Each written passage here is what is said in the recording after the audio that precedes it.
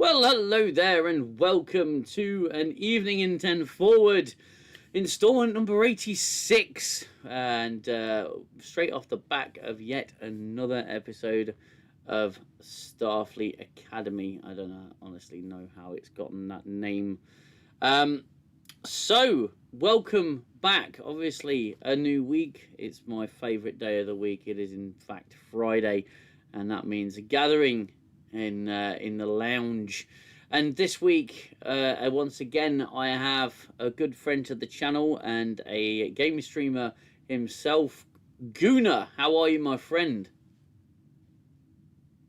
Here we are. I thought I was on mute. I'm not on mute. There we go. That's a good start. I'm well, thank you. How are you? You good? Yeah. How's your brain doing? Is it recovering, or is it still in rehab? What's the situation? I've been wearing these for a few days. It's been keeping it inside, keeping it from dribbling out of my ear roll.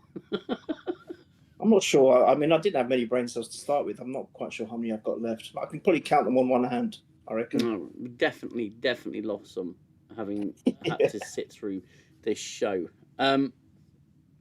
Now, I put a review out for the latest episode, as I usually do on a Thursday night. And just to preface a little bit about the review, these reviews that I do are straight off the back of the episode. So I literally watch the episode and then hit record on my camera, and I give you my immediate thoughts, which means I'm prone to the odd mistake here and there. There's stuff that I've not really picked up. I haven't really had a chance to sit with the episode. Now, the nature of the way that I do my YouTube channel is it's very on the fly, because I have a full-time job, I have a family, I have a life to be getting on with, and also as the series progresses, I find that my intelligence regresses, and well, by the end of it, I'm pretty tired of it all. And such is the life of someone who makes reviews about this modern day interpretation of Star Trek. But what I've actually been also doing is moving over to reviewing and revisiting older Star Trek. Say older Star Trek.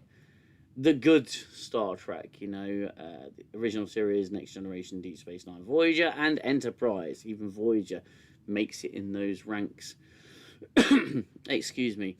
So, it's something fascinating that I found, and I was going to put it in my review video, but I thought I'd save it for the live stream, where I'm putting out these reviews of older episodes of Star Trek, and they're not getting views. Well, certainly not in comparison to the absolute brain rot drivel that we're all forced to... Well, I say forced to. If you're going to review it, you've got to watch it. We're all sort of having to watch in the form of these new Alex Kurtzman Star Trek shows. So these reviews that I'm doing for older Star Trek aren't getting the views. And that's because the algorithm doesn't like them, because they're not popular. They're not now. They're not they're heartfelt, but they're not recent.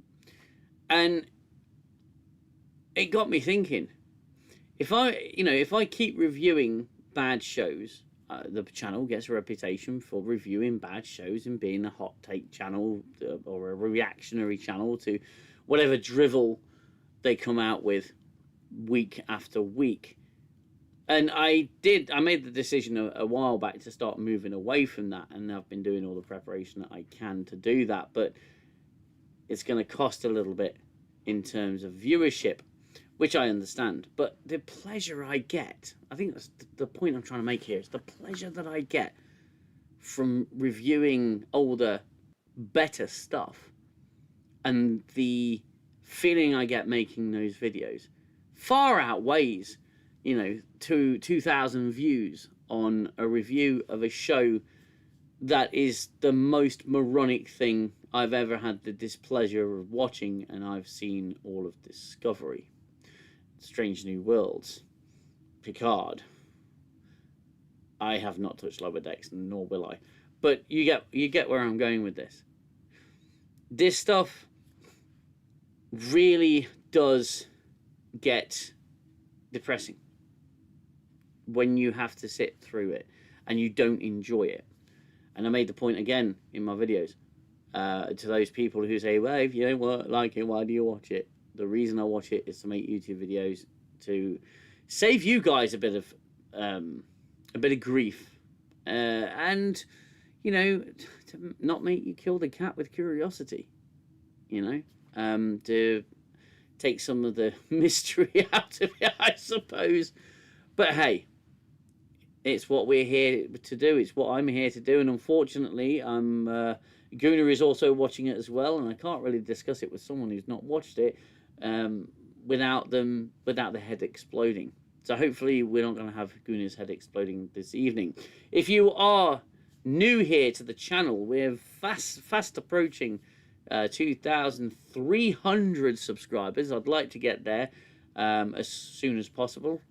We're very, very close. Closest we've ever been for my very small YouTube channel here in the corner of YouTube. So if you are new here and you like what I do here, then please hit that subscribe button, and consider sharing it with other communities as well. It'd be nice to see the community grow. However, it is a small, tight-knit community of people. Don't forget to hit the like button on the stream if you are enjoying the show at any point within the next couple of hours. Hopefully you will enjoy the show more than you enjoyed the episode. So now that I've got that out of the way, Gooner, your brain, it's faring well enough, I would suspect. Yeah. No. No. No. It's I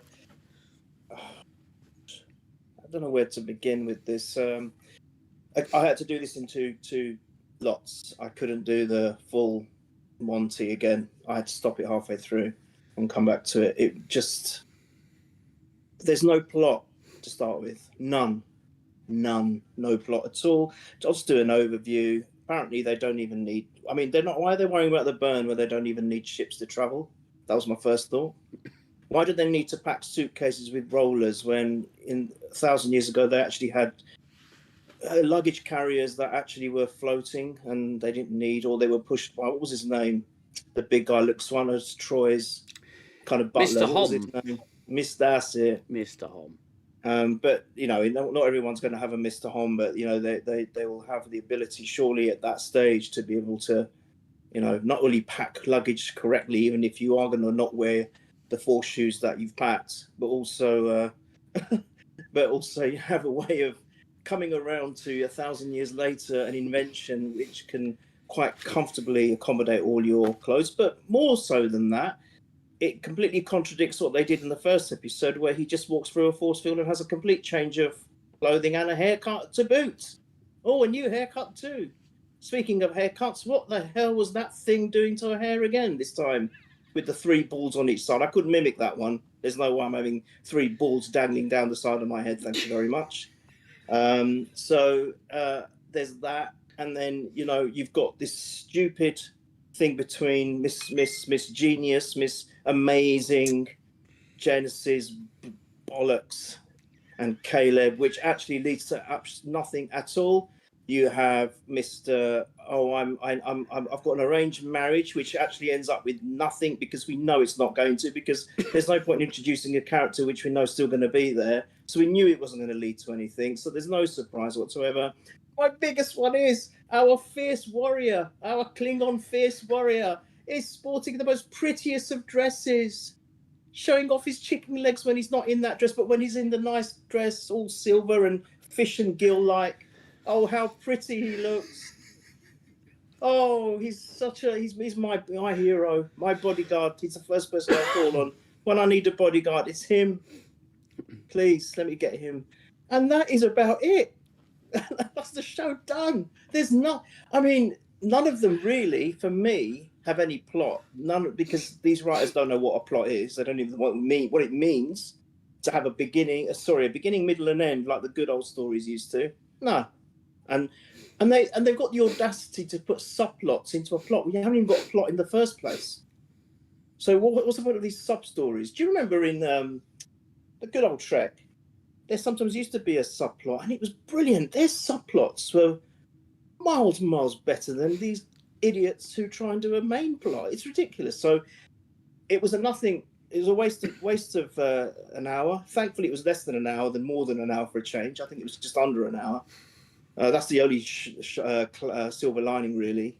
But my God, the credits rolled, and I just sitting there thinking, what am I getting out of this? What actually, if it is aimed at the younger audience, even that they must be scratching their head, thinking they might be all down with this new age and modern way of living and modern way of thinking and acceptance to all, and which is all great, by the way, right?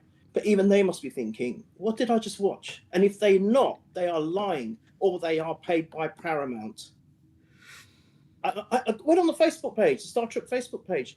I can't believe the crap that has been put in the comments. Wow, what a wonderful story. We get to see them connect. It's so layered. It's so layered. Layered. You haven't even got one layer, let alone 2 or 3 or 4 or 5.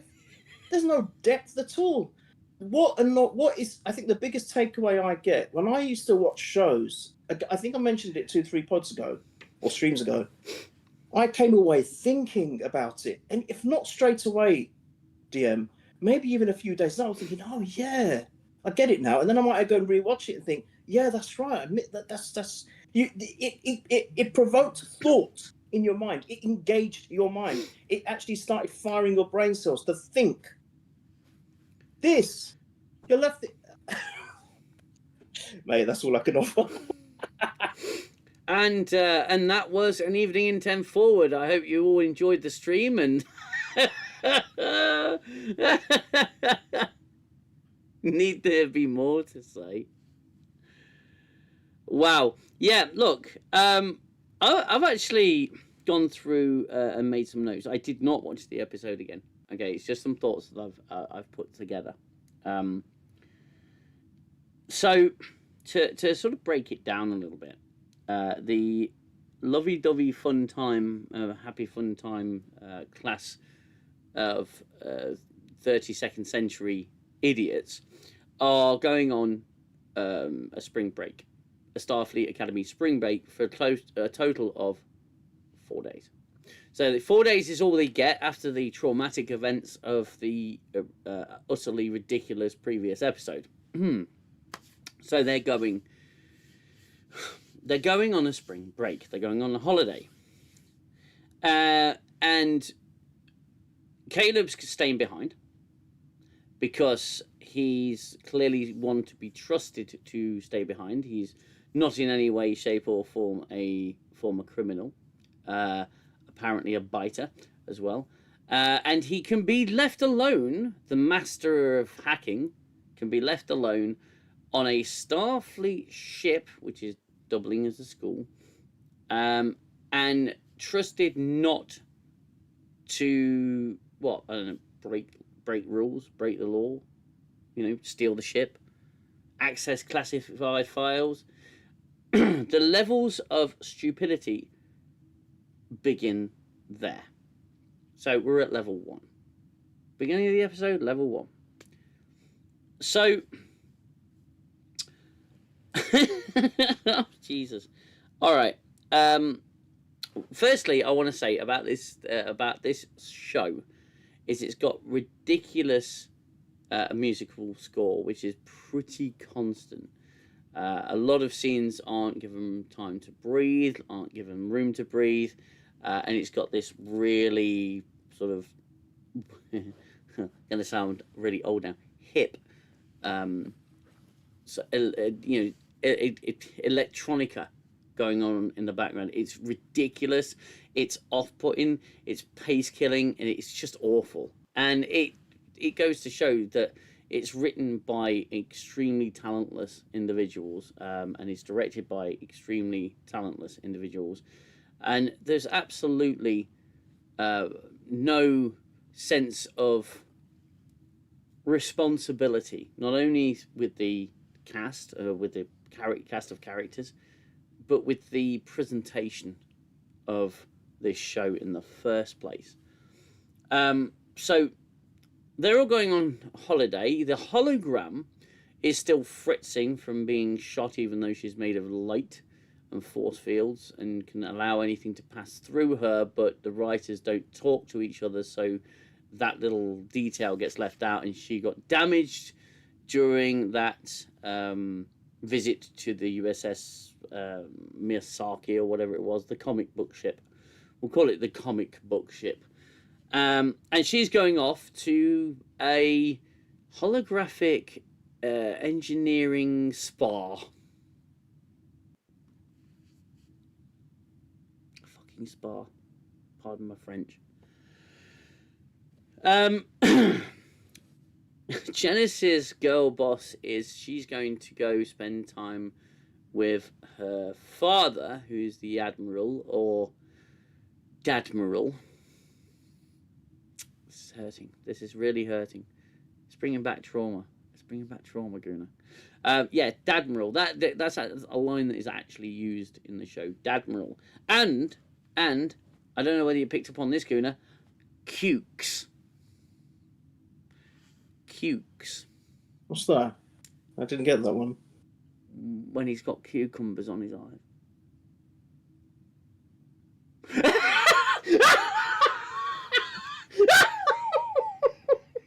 Oh, your face painted a picture then.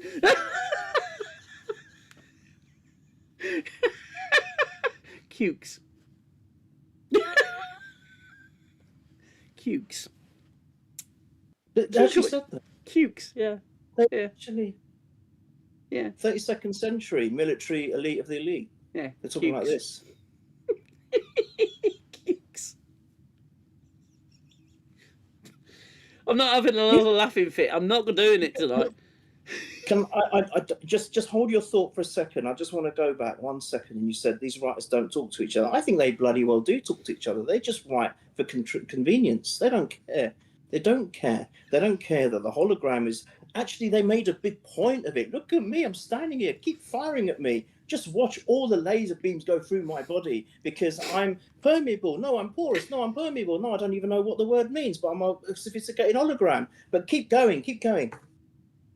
And then 2-3 episodes later, I got damaged by a shot from that creature that phases in and out all the time. That can't even keep its face straight because it looks good. No, it doesn't. It looks shit. Yeah, so she's still fritzing a month later. A month later, she's still fritzing. Now, I put in my review, and I need to check on this, because I put in my review that there was this weird delay. Almost like they put the special effects in the wrong part of the scene. Yeah. So when Genesis is talking to her, and she starts fritzing, there's this odd delay, where Genesis, she's just talking, and then about 2 seconds after she stops fritzing, she goes, "Oh, you're fritzing again." And the hologram, she looks like she's in pain or discomfort. She's a bloody hologram. Now, if she's programmed to feel pain, that's absolutely fine. But nowhere is it mentioned in this show so far that she's programmed to feel pain. Much like the Doctor was with Starling, Henry Starling in the Future's End or whatever it was. Oh yes, the Future's End episode, 2-parter, where he actually changes his program to allow the Doctor to experience pain so he could talk to him. You could control him, yes. Yeah, exactly. So there was an explanation there as to why she's standing there like she's getting dizzy or lightheaded because she's fritzing. A month after she's been shot, they have done nothing. They can program. Well, to be fair, no. I'm gonna take back what I was just about to say. I'm not gonna say it. What I'm actually gonna say is, yeah, they're absolutely freaking useless at building holograms, let alone anything else, because the holograms can be, fritzed out and damaged by simple arithmetic. But this is a diplomat. She's emissary. Oh yeah, she's an elite crayon drawing diplomat. Yeah, and an emissary, Yes. But she's fritzing and glitching. And can I just take you back to again Next Gen? Go for it. Sorry to do this all the time, and I'll give you a comparison. in any episode where Data was damaged, right, he was relieved of duty immediately, more or less. Or even if he thought, I'm not functioning right, I should relieve myself of duty, and then Picard will make a decision, well, actually, no, I think you're all right, or whatever it is, okay? He was relieved of duty. He would not come back until the problem's solved. If she's been damaged, which is ridiculous in itself, but okay, let's accept that she's been damaged, and she feels pain, and she's all of these things, right? Let's accept all of that. What's she doing back if she's still not 100%? What's she doing anywhere near the ship? She should be in whatever place she needs to be and put right 100% before she's returned.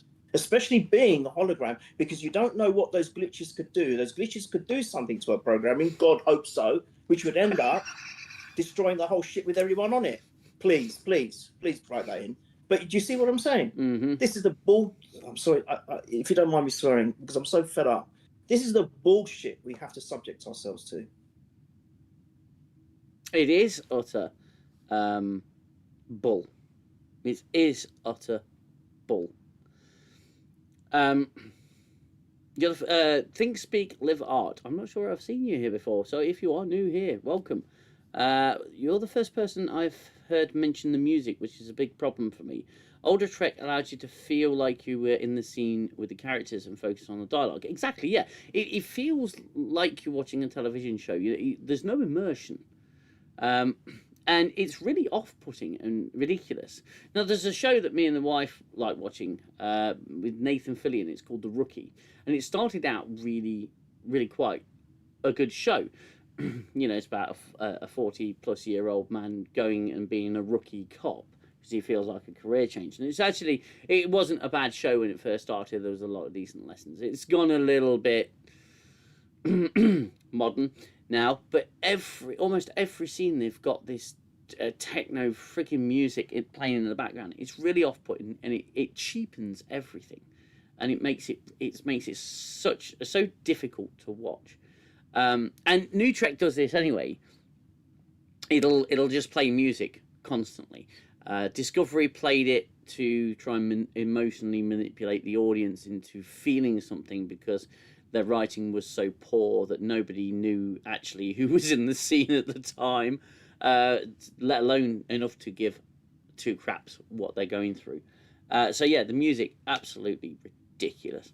I still can't wrap my head around the idea that fish people prefer to look human. Isn't the whole point of the show to accept diversity?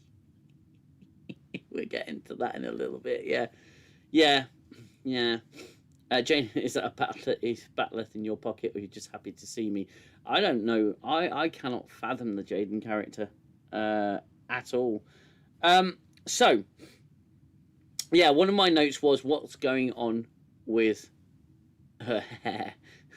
Quite frankly, I was torn between French Poodle and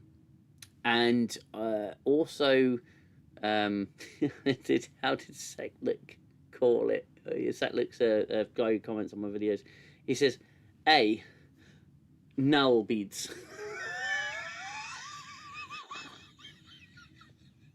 which you know, it's not entirely inaccurate. So yeah, that's that made me laugh quite a lot. I'm glad you said it the way you said it. Yeah. You gotta trick the algorithm. I'll also, a little bit later on in the stream, I'll try and get to some of the comments from the videos because some of them were quite funny. I actually got a few racy ones, which I try not to respond to. Some I respond to, some I don't. If they're just plain insulting, I'll point out they're being insulting and I won't engage them again. But some of them raise fairly decent points. Okay, so the transporter issue. Okay, so I said in my videos, the transporter, they just poof them off to different places. Yeah. However, someone raised that it might be a hub. They might be beaming to a hub and then taking ships to different places, and that works absolutely fine for me. And if that's the case, that's the case. However, the problem still exists, and I realised that I'd gotten a little bit confused by what I've just seen, and this points to what I was saying at the beginning of the stream, how I'm reviewing it straight off the back of the episode. I think I got it confused with the portal. There's technology, apparently it's fairly new technology, where they're able to portal anywhere using a single point microscopic wormhole, or whatever the hell, however the hell they say it. They don't explain any science behind it, they just explain that it's new technology and whatever. So that's going to eliminate the need for any starships. The Kyonians, I believe they are, they've created this technology, and it's going to completely nullify any need for any further space travel, because they've become the Iconians. They can just portal anywhere, and you think, okay, so I'm a writer for a show. I have to think about the larger implications of the technology that I'm writing into the show. And if I'm going to write a species with the level of technology of the Iconians, then that's going to cause certain writing problems further down the line because of canon. So it becomes a case of this race is now a security threat to the entire galaxy, because they can portal anywhere. They can portal into your front living room. You can portal into the bridge of starships, the Starfleet Academy headquarters, Starfleet headquarters, the Federation government, the Vulcan government, anywhere. They could literally portal anywhere. But this is why I say they don't know what they're doing, and they don't talk to one another, and they don't realize the consequences of what they're doing. What they're doing is they're narrowing their ability to write further stories. They also, I know they don't talk to one another because there's loads of inconsistencies with this episode and the rest of the show. So the transporters, I'll fully accept that premise that they weren't transporting away. They were transporting, from planet to planet. They were transporting to hub locations where they were going to. Fine, absolutely fine. I'll accept that. Why is Tig Notaro checking them off and sending them off? They're adults, aren't they? Okay, they're kids, but they can surely make their way anywhere they need to go. Why is Tig Notaro saying, "Yeah, you're going there. Oh, I see you're going to Luth."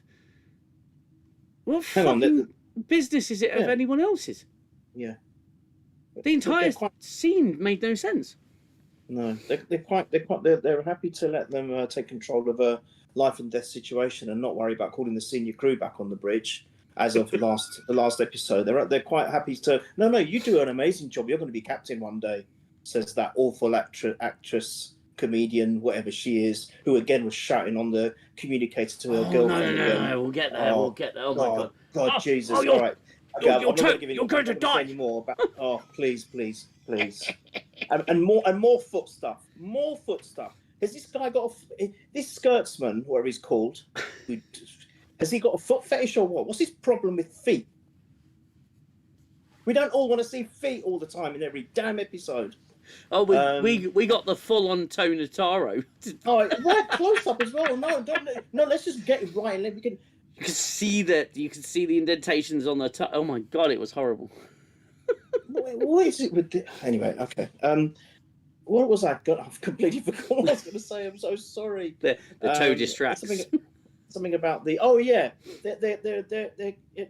they have given this confidence in them that you can sort it out. You're good enough. Come on, you'll save all your fellow crewmates from death. Don't worry about it. But they don't trust them to where they're going on to this hub thing. Okay, no, look, I'll take that back. But again, DM, they don't explain it. They don't say that this is a hub transportation. It takes 5 seconds to say that. This is a hub, and you're going to go, but you're right. Why is she? Who is she to sit there making sure that they're all... do you know what? They just put, as I said, they just write line by line as they go along. There is no thought about anything that's happened before or what's going to happen going forward. I don't even think, whilst they're writing, they don't even know what's happening at the end of the episode. I think they just make it up as they're writing. Normally you have a plan. I mean, I don't know how directors work, But I know that there's a lot of planning. There's storyboards, and they do all of this and blah blah. And does it work? Mm-hmm. Do we need to put this here or that here? And they muddle it all up, and they say, well, actually, no, this scene might be better here. I think this is just some idiot on an iPad or something, just writing as it goes along, or she goes along, and with no thought or foresight. How is this going to end? And that's why we're just getting given the shit. It's my opinion. I'm not saying it is like that, but it can't. It's not intellectual, even to the most smallest of degrees. It's actually the opposite for me. Well, it's called a writer's room, basically.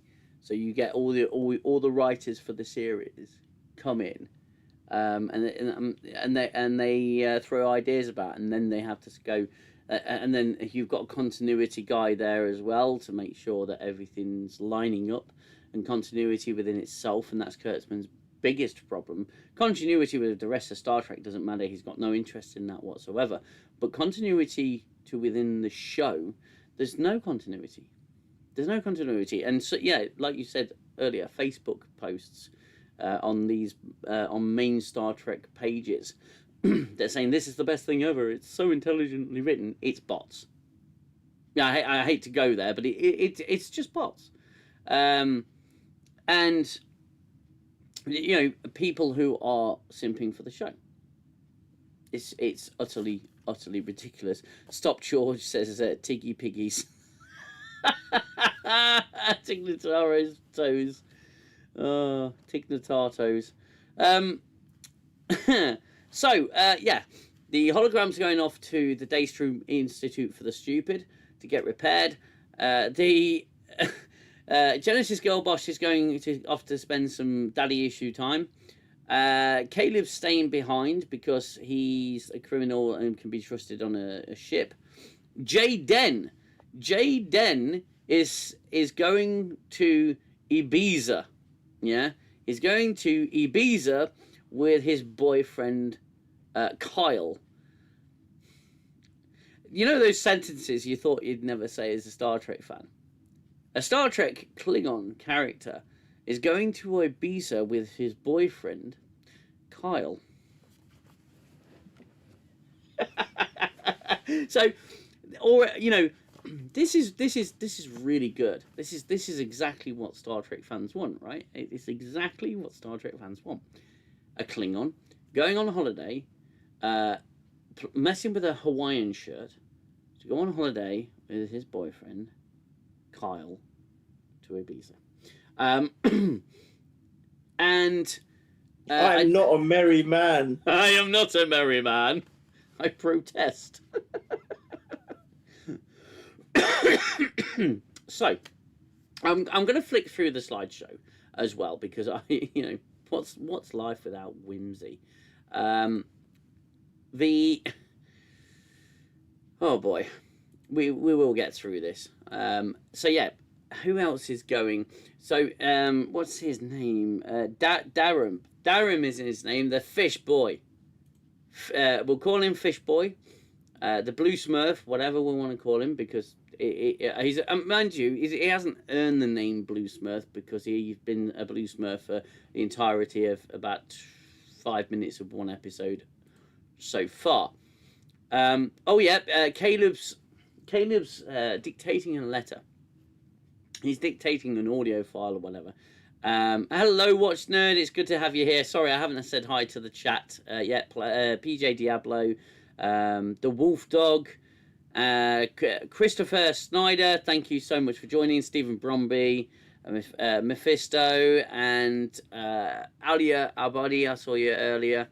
So yeah, welcome everybody. Watch Nerd, great to have you on board. Thank you for being my moderator for this stream.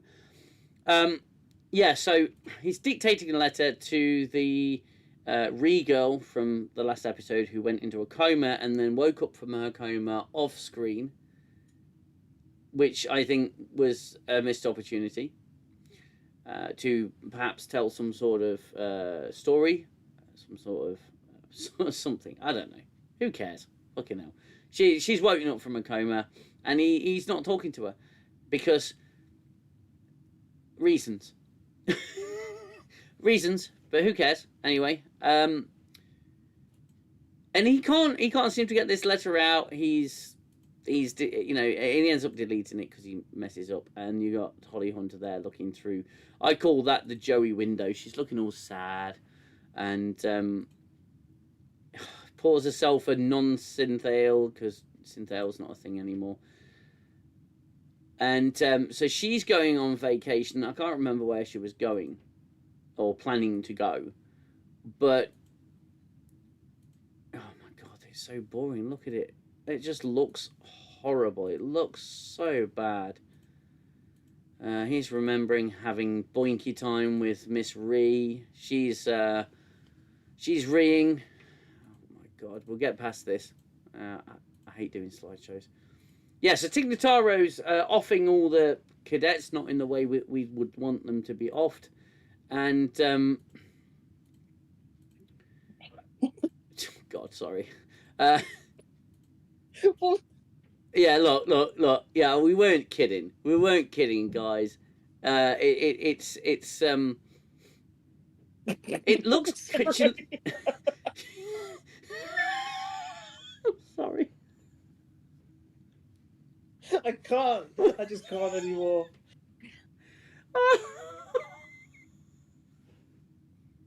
What a load of... Look at it. Oh, calm.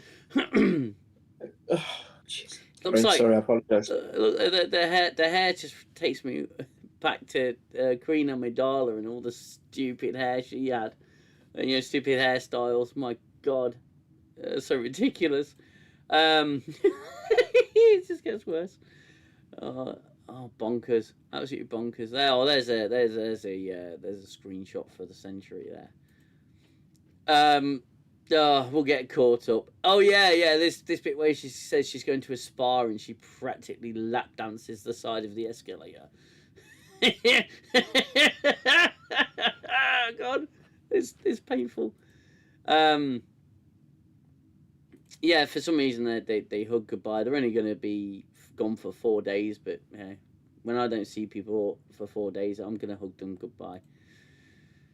Good God. So Genesis gets pulled to one side because she's on the fast track to becoming a captain, or she's going to be put on this program that gets you straight into a captain's chair. Where and when has there ever been a thing in Star Trek? You start as an ensign, you then go to lieutenant junior grade, then you go to lieutenant, then you go to lieutenant commander, then you go to commander, then you go to captain, and then you go to admiral.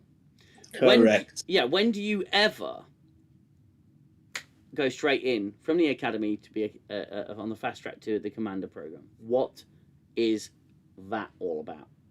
Narcissism. I mean, that's ridiculous. That's all it is. Unbelievable.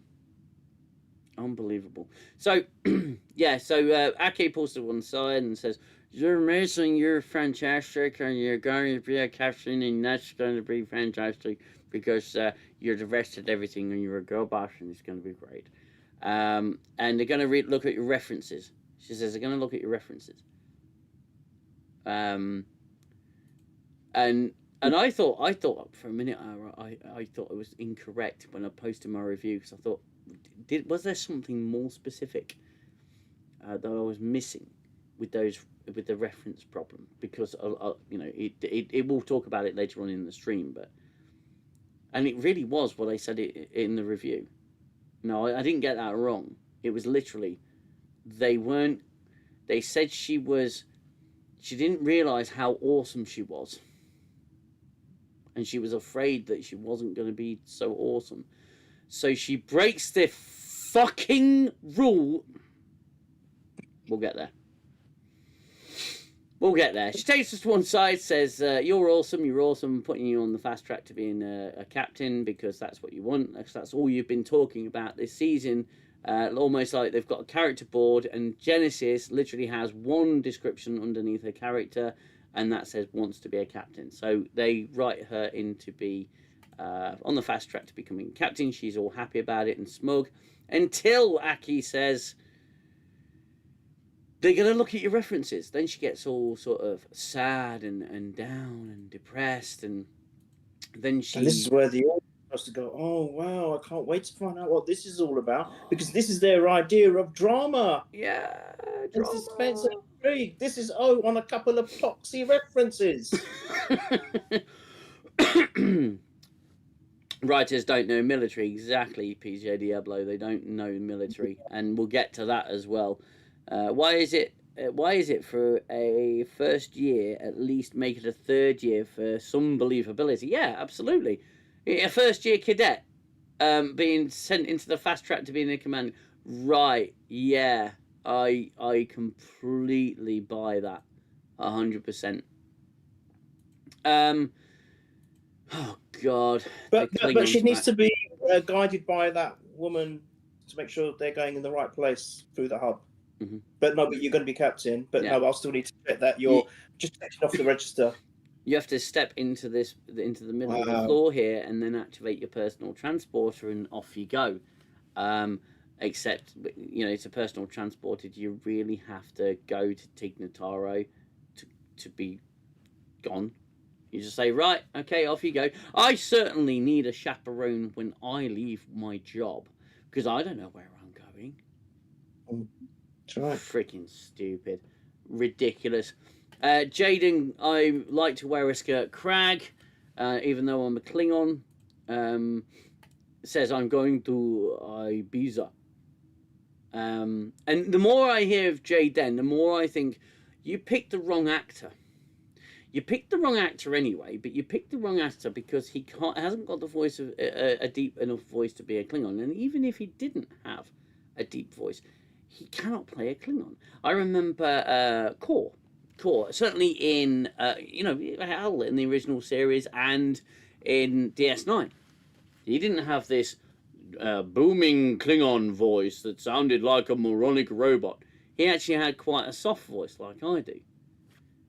And he pulled off a fantastic Klingon. He was very convincing Klingon. Jaden Cragg, his voice is dubbed. They had to dub his voice because he sounds nothing like he should. And now he just sounds like some moronic robot. Absolutely ridiculous. He's going to Ibiza with his boyfriend, who just happens to be the most campest of all campy people on the campus. So it's a campy campus camper. And jeez Louise. Speaking of military, now the argument can be made that Starfleet's not a military organization, but it's certainly an armed force of the branch of the Federation. It's the Federation's exploratory, defensive, and offensive organization. So, and it's ran pretty much like the Navy. It was always imagined that it was essentially the Space Navy, because it's it's in the depths of space. You could draw parallels with the depths of the ocean, yada yada. You're in a tin can, and it just makes more sense for it to take on a more naval structure. So, in this Space Navy, which it is, you have Nala Ake, who is a captain, a chancellor of Starfleet Academy, one of the highest profile positions, because you're guiding the youth of tomorrow, right? Or the adults of tomorrow, the youth of today. She cannot pack a suitcase. One of the most simple things, especially being regimented. We saw a hint of this, I believe, in the second episode, with one of the two douchebags is a slob, and the other one's and everything's neatly folded. I think it's Darren who's everything's neatly tidied away. It's all very sort of regimented. The chief, the chancellor, can't even pack a feckin' suitcase. So she's literally just pushing things in, and there's this whole running joke about she cannot fit it all in, and she's got 4 pairs of boots that she's taken with her, but she doesn't even wear shoes. It's like, okay, yeah, I think you've played that joke enough, don't you? Could you pick something else, please? And and she can't. Yeah, she can't pack a suitcase, so she sits on top of it while she's explaining to Caleb that Caleb's all cross with her because she didn't try and get information about his mother when they saw Agnes Doorknocker in the last episode. So he's all pissed off, and she goes, I tend not to, give personal information to psychopaths or whatever. Thinking, bloody hell, I think you have to be a psychopath to watch this bloody show just to get through it. And he's saying, look, I don't want to go and spend time with this nice sort of donor family you've found for me that people are willing to take me in because they're dumb. I don't want to spend time with them because they're dumb. It's a dumb idea. I want to stay here in your school on your starship with one other officer who's just going to keep an eye on the school, Tig Notaro, and she's going, and he's going to be left there. And he says, "I promise I won't break anything. If I do break something, I'm going to fix it." He's a hacker of programmable matter. He apparently can just hack into anything, and you're going to leave him alone in the school, on the ship. How stupid it's just a joke. Can I chime in very quickly? Sorry. I another thing I just want to get off my chest. There's no doubt about it. This show is just beyond help. Wouldn't even want to help it anyway. I just wish they all managed to get into a hub which directly puts them straight into the skin of evil. And just the whole lot there. Someone should go in there and doctor every single one, and each cadet and straight to skin of evil, because that's what the whole show deserves. But if I tried to play devil's advocate just for a second, and I look at Caleb as his own character, his own story, if you like. Now, again, they've missed a trick here. They could have developed him into being quite an interesting character. Because he's got this background. It doesn't make sense that a 4 to 6 year old can survive on a storm planet by themselves and then whatever. All right, again, but let's just accept that. But they've shown him to be brought up he's constantly on the run, he's getting into trouble, he has to learn to be strong physically, mentally, all of that stuff. And he's got a lot of anger in him. He's got a hell of a lot of anger in him. And I know they tried to address it in the first episode, but it's all too conveniently he's just complied so quickly. So quickly. Now he's almost like, even if he has a small disagreement, within seconds he's like, oh yeah, okay, yeah, right, yeah. And he's pacified. Completely utterly pacified. If they had done some episodes where some of that resentment really gets to him and he does something a little bit, controversial, let's say, or not to their rules, it could have made for some interesting stories. It could have added some depth. But no, he just complies with everything. He's become one of the most boring of the characters. They're all rubbish, but he's because he's predictable. You know what you're going to get with him. He'll be able to fix something. He'll be able to hack something. He'll comply. He'll be yes. It's Saru all over again. Saru was something special initially with Disco, and then all of a sudden turns into this, yes, Michael, no, Michael, 3 bags full, Michael. They've really missed the trick with him, I think. Well, absolutely. No, they domesticated him far too quickly. They broke him in the second episode. It could be really interesting because he could be fighting it all the way to the final episode of the season, where he finds his mother, and his mother they end up sharing one final moment because his mother's played by an expensive actress and they don't want to bring her back. Significantly cheaper actress nowadays, but they could have a moment where she says, "Look, you've got real potential here to have a decent life. I want you to have a decent life. Forget about me. Forget about everything that's happened. Start building a new future." And then season 2 could be him slowly integrating into the academy. He could be fighting all the way, and he could be arguing with Ake. They could have some really in-depth arguments.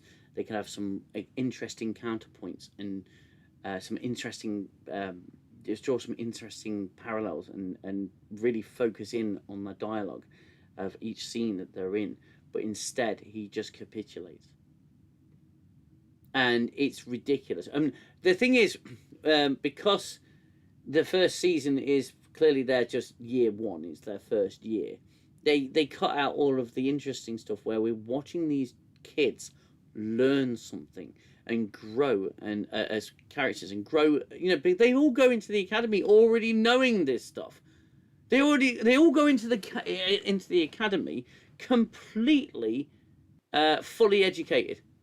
It's literally like they just know everything.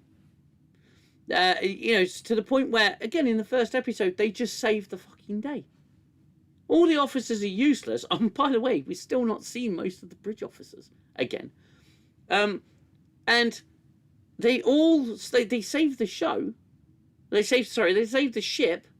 Nothing's going to save the show. They saved the ship, and they achieved no education. There was no development from educating them to them getting out of that situation. It was literally like, okay, we're in a crisis situation. I know exactly what to do. So that's where I say in my review, certainly, and mainly in this show as well, this is where I say there's absolutely nothing to the show whatsoever. It's just you're watching events, not unfold, but not unfold events neatly and progressively and meticulously. You're watching a screwed up bunch of paper and it literally just expanding outward. Correct. And that's all you're seeing. I want to say hi to Maro Botta in the chat, Angels Pierre, and Matt Ross yelling at gaseous anomalies. You guys should have, everyone who's linked in the description should have had a notification that you've got a mention now on the channel. That wasn't working beforehand, so I do apologise for that. If anybody does have their own channel or their own content, pop into the Discord, show us what you got, and I'll link in the description. If as long as you're not advocating for Starfleet Academy. But yeah, so they've had a tremendous opportunity to tell really interesting stories about the growth and education of children in the 32nd century. And what have we had? Puking glitter. Oh God! Panic attack Klingons, spazzy emissarial holograms, and a prank war. And that's all we've had. Oh, don't forget the comm badge. Comm badge swallowing. I can't believe that was written in. I can't. Again, sorry to interrupt. When I think back to Voyager, and I think they missed a trick on quite a few different things, but even with Voyager, you had the tension between the Marquis crew coming on board Voyager. It lasted a little while. I think it should have gone on a lot longer than it did, but at least they let it flow for a little bit. Caleb, as you said, second episode, that's it. It's done. It's finished. And he had I'm sorry, I don't think anyone that would have gone through a life like he did could just be normalized within a couple of weeks or whatever that, I don't know what time spell that is, but whatever it is, it's too short. You're going to have so much going on in there. His main motive and his main fixation is the fact that he's not with his mother, and he's still not with his mother, but all of a sudden he's just almost normalized. It doesn't make any sense. Well, the focus hasn't been on his mother since episode 1. Yeah, that's right. There you go. No, nothing. Aside from the odd mention. No, it's about what's her name? Batzoid. More about Batzoid. Batshit crazy Zoid. No, tremendous wasted opportunities. They seem to be having an episode each. So it's an episode focused on, again, no sign of the Doctor here. No Robert Picardo in this episode whatsoever. He's not main cast. He's there as a gimmick. That's what I keep telling people. He's there as a gimmick. Nothing else. And I love Bowles Track's videos. They're so funny. If you've not seen Bowles Track, please check him out because it's hilarious. He's so angry. He's so angry, but it's comical anger. Okay. And he basically has nicknames. So Girl Boss Genesis, What the Hell Picardo, which is What the Hell Picardo. Yeah. Oh, is it? I can't remember what he calls Jaden. Oh, it's brilliant. If you're not seen Bowles Track, yeah, watch Bowles Track. It's really good. And that goes for all you guys in the chat. I'm not precious about keeping people on this channel, just on this channel. Go and check out other channels. Disparu, he's really funny as well. He doesn't need my support, but he's got it anyway. He's a very, very, very funny guy. And I suppose I like to be Captain Mumbles. Yeah, Captain Mumbles for Ake. Captain Mumbles. Yeah. So Caleb's called the Degenerate. That's brilliant. Well, that's quite kind. Yeah. Quite complimentary that. So yeah, Bowles Track is very good. I know that Clayton Rumley's reviewing this, and he's been a lot fairer than I have. But Clayton's probably one of the nicest guys you'll ever meet. Outside of yourself, Gooner, he's lovely. So he's actually excessively fair. Which is not, no detriment to him. No.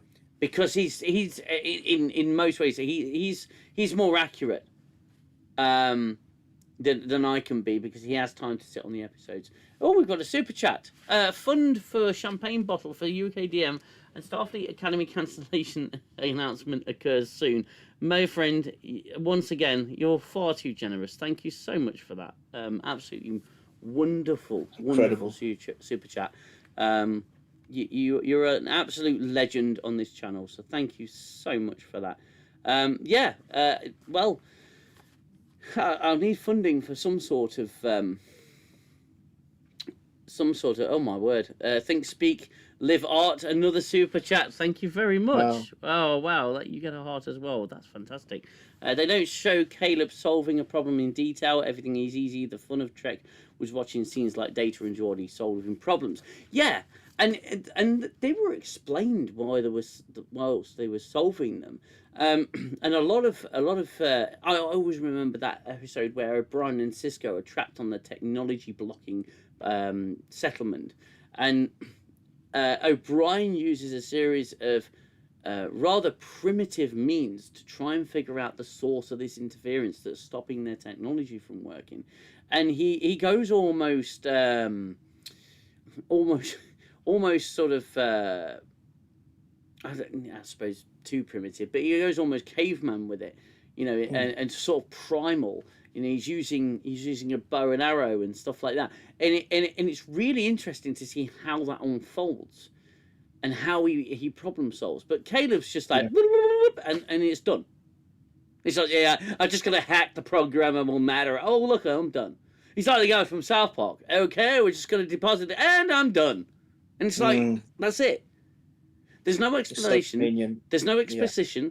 It's literally just, I've got to do something really fast and really muddy. And this over here, and that over there. And yeah, we're in. And that's why you can't get drawn in. That's exactly why you as a viewer can't get drawn in, because there's nothing to draw you in. There's no stakes to it either. Exactly. There's no stakes. There's no risk. There's no tension. There's no nothing. And like what you said, if there's in old Trek, not old Trek, I'm not going to call it old Trek. You're right. Good Trek. Yeah. Or pure Trek. True Trek. They, you got so involved, even if there was sometimes technobabble involved, it didn't matter, because they were trying to find a way to solve a problem, which most of the time would put the ship or the crew at jeopardy, or both. And they would try and find a problem to find a way around it, and it never quite worked straight away. No. It was trial and tribulation, and then they eventually managed to find a solution somehow, somewhere. Maybe at times it might have been a bit contrived, but that was very rare. It was very rare at the end. Most of the time it was well thought out, well written, and you were engaged. That was the main thing. The main thing I'm trying to get out of this is you were engaged as a viewer. This, as you said, it's like wave a magic wand. It's like if I don't know, in the MCU, and you got the biggest villain, Thanos in this case, for example, and one superhero just comes and just goes that, here you go, finished, done, sorted it all out. There's there's no depth to it. No. You can't feel for anything there, and it's just like the show. You can't feel for them. You can't put them yourself. Sometimes I like to put myself in the character's shoes when I'm engrossed in the show I'm watching, and you feel that, oh my god, and you feel sometimes you're on the edge of your own. You're nothing to do with it. You're a viewer at home or wherever you're watching it, and you're like, oh my god, I hope this doesn't happen to them. Please don't die. You start getting involved in whichever way that affects you emotionally. This is the expression for me watching this. That's it. I don't even flinch. And you know what? I'll just say another thing, which goes to show how much I don't care. Remember I said to you before, I now have to use, for a long time now, I've used subtitles because I have OCD. So I have to digest every single word. If I don't, I rewind, I go back, I rewind, because I want to really invest myself in what I'm watching, especially if I'm enjoying it, and digest every single word. So I don't miss anything. This, I don't even have the subs. The first show in years, the subtitles are off because I don't care. Even if I miss a hell of a dialogue, it doesn't matter because it's irrelevant anyway. And it's so, how can you say? It's just so flat, the end. There's no levels to it. So you just feel like, I don't care. I could miss 5 scenes on the trot and it wouldn't even matter because they're nothing scenes. So, yeah. There's no depth to it. It's why I say it's shallow. It's shallow writing where stuff just happens. That's it. It's just what happens. Oh, and then our character goes here and this happens to him. Why? I don't know.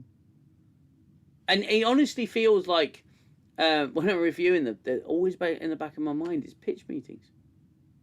It's always the pitch meeting. It's always, well, that's just, I don't really understand how that works. You don't need to think about it too much, sir. Just roll with it. Get all the way off my back about that. It honestly feels like a parody. And you're right. Star Trek always explained it. It had fantastic exposition, and it always explained what you were seeing and the ways to getting out. And it was very intelligently written. And like I said, you had a team of writers that were always working together, always saying, okay. And it seems to me like they definitely weren't afraid of someone going, that doesn't work because of that, and they go, no, you're right, that doesn't work. So how can we get around that? How can we resolve that without breaking canon? This lot, they're breaking canon all over the bloody place, and it's a joke. And I want to move on, but it's evident in every episode that no effort is being made in this writing. And the guy who wrote this episode wrote the Klingon episode, episode 4, I think, and he's not written anything. He's a CW writer, and it shows.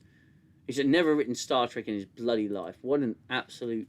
And it's probably not his fault. He's probably trying. He's just not experienced enough, and he hasn't got a good team behind him. And these writers are just sent off to write episodes, and they just write it, and they don't talk to one another. And this isn't a personal attack on anyone. It's just you are not experienced enough, and you are not a Star Trek writer. So hence, it is showing in what you put out there. Anyway, Caleb gets to stay in the school because, and I'm sorry, but that screenshot there, you'll see it in a minute, Gooner. That screenshot there tells me everything I need to know about that character. She actually looks like her name is Mumbles. She really does look like her name is Mumbles. There it is. Wow. Anyway, moving on.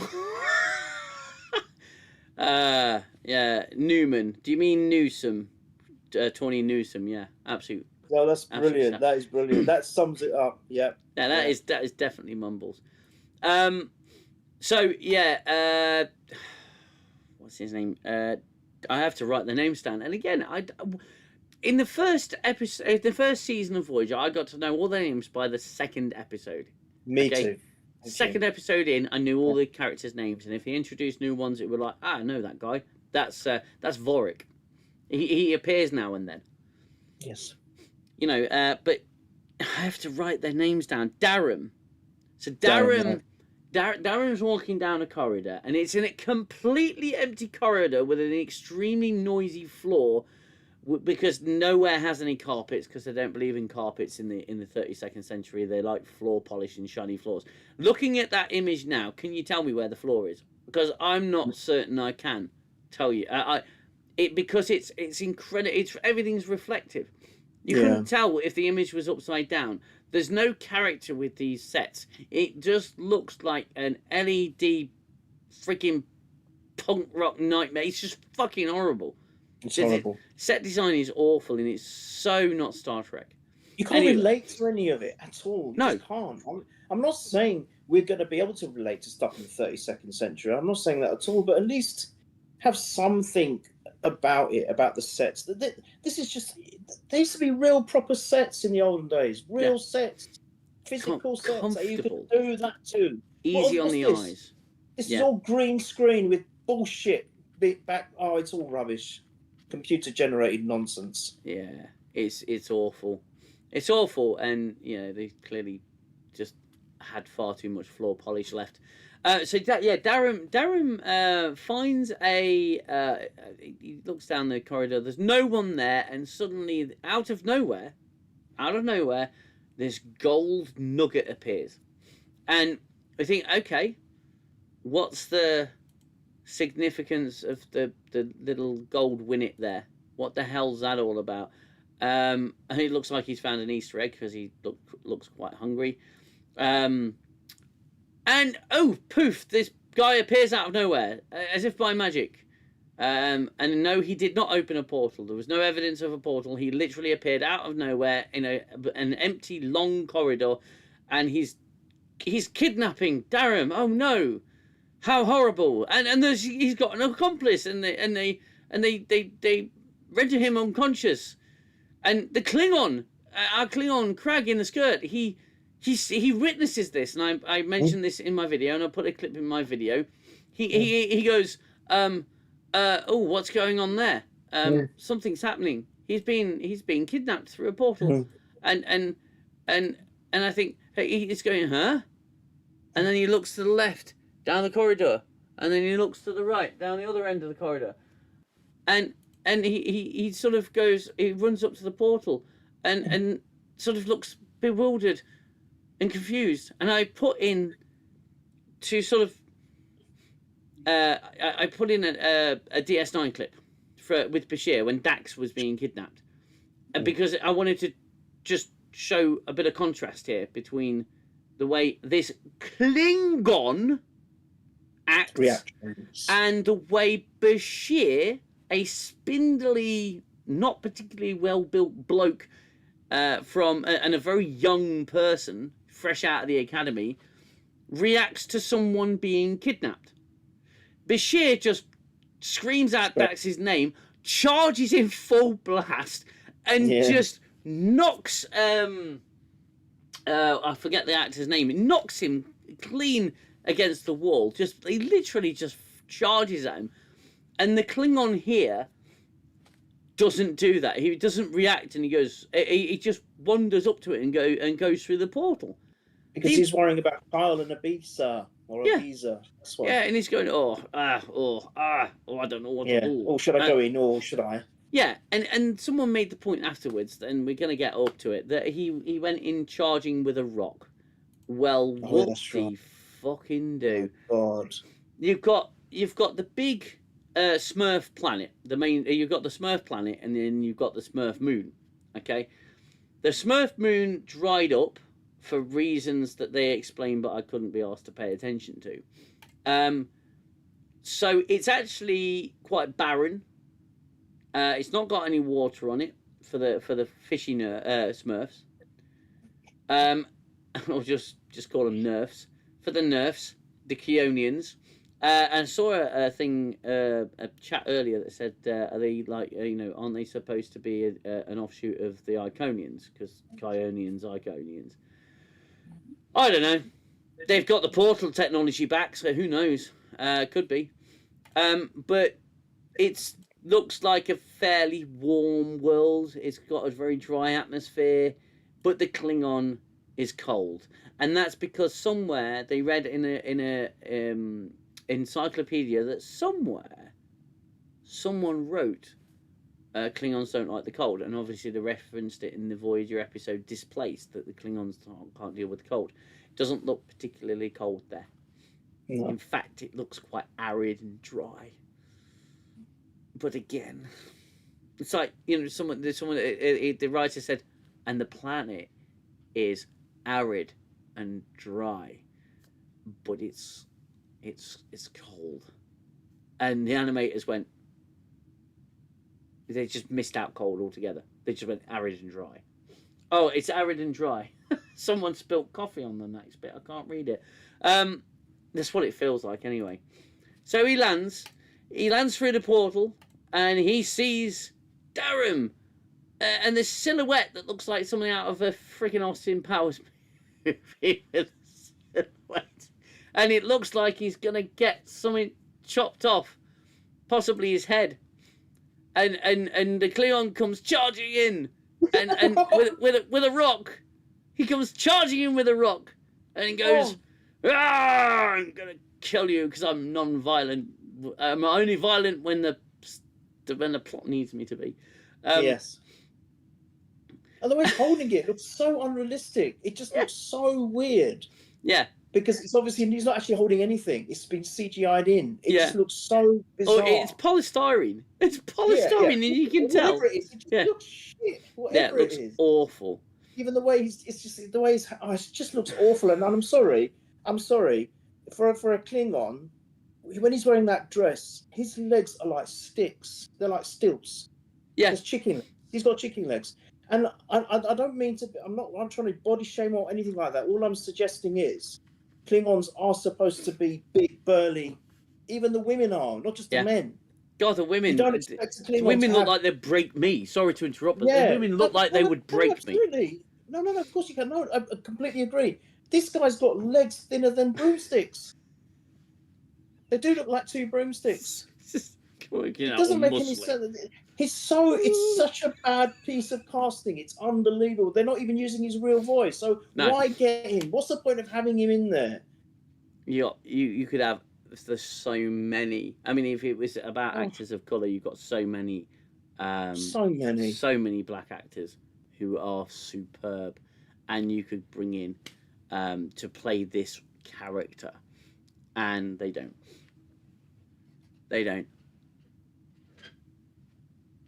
It's absolutely bizarre. Anyway, turns out that Crag has walked in on. They chopped the end off or something. All this white goose spurted out, and I tried. I'm sorry, I tried not to. I tried. Not again. No, not again. Please. The first thing we've had that. The first thing I thought is if you put that scene together and edit, I might do this actually on my channel, put that scene together and edit it with the San Francisco clip. It was just funny. It would be like, what have you done to my shirt? Yeah, that's it. Brilliant. Yeah, do it. Oh. So there's some sort of ceremony, and one of the kidnappers shouts, "Intruder!" It's like the dude. There's two other people there. You don't need to do that. We all know that there's an intruder.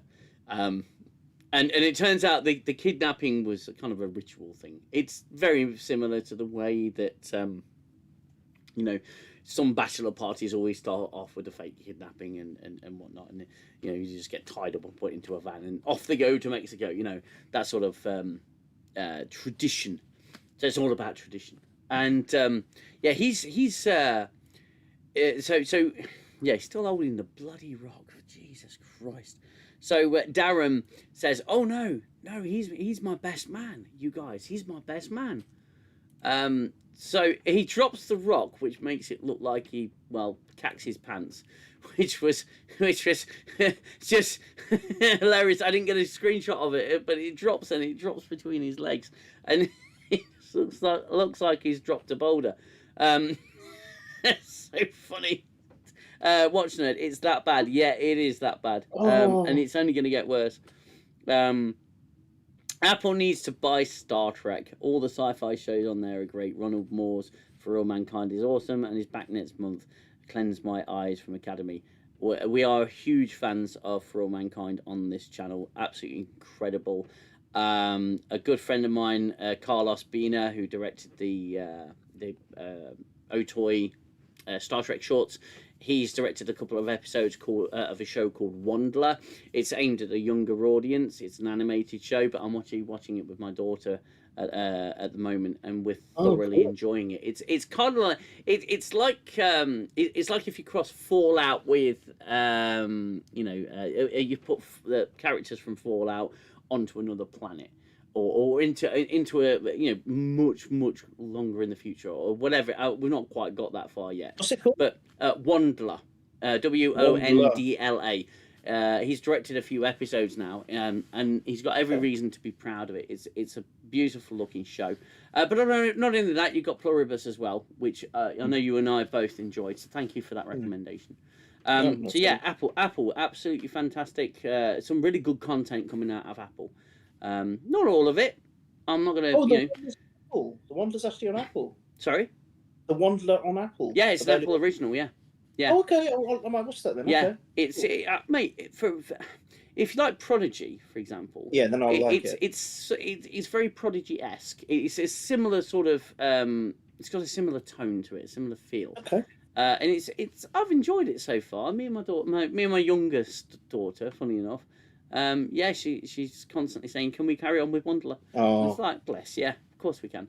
it's so nice that you can enjoy that with your daughter, isn't it? It's just so nice. It's incredible. I've had some great experiences with television with my kids. We watch. Me and my lad watch Supernatural. We currently going through Buffy and Angel. And it's all older stuff. Yeah. Aside from Wandler, it's mostly just older stuff. Yeah. Because I'm not surprised. Because it used to be so much better.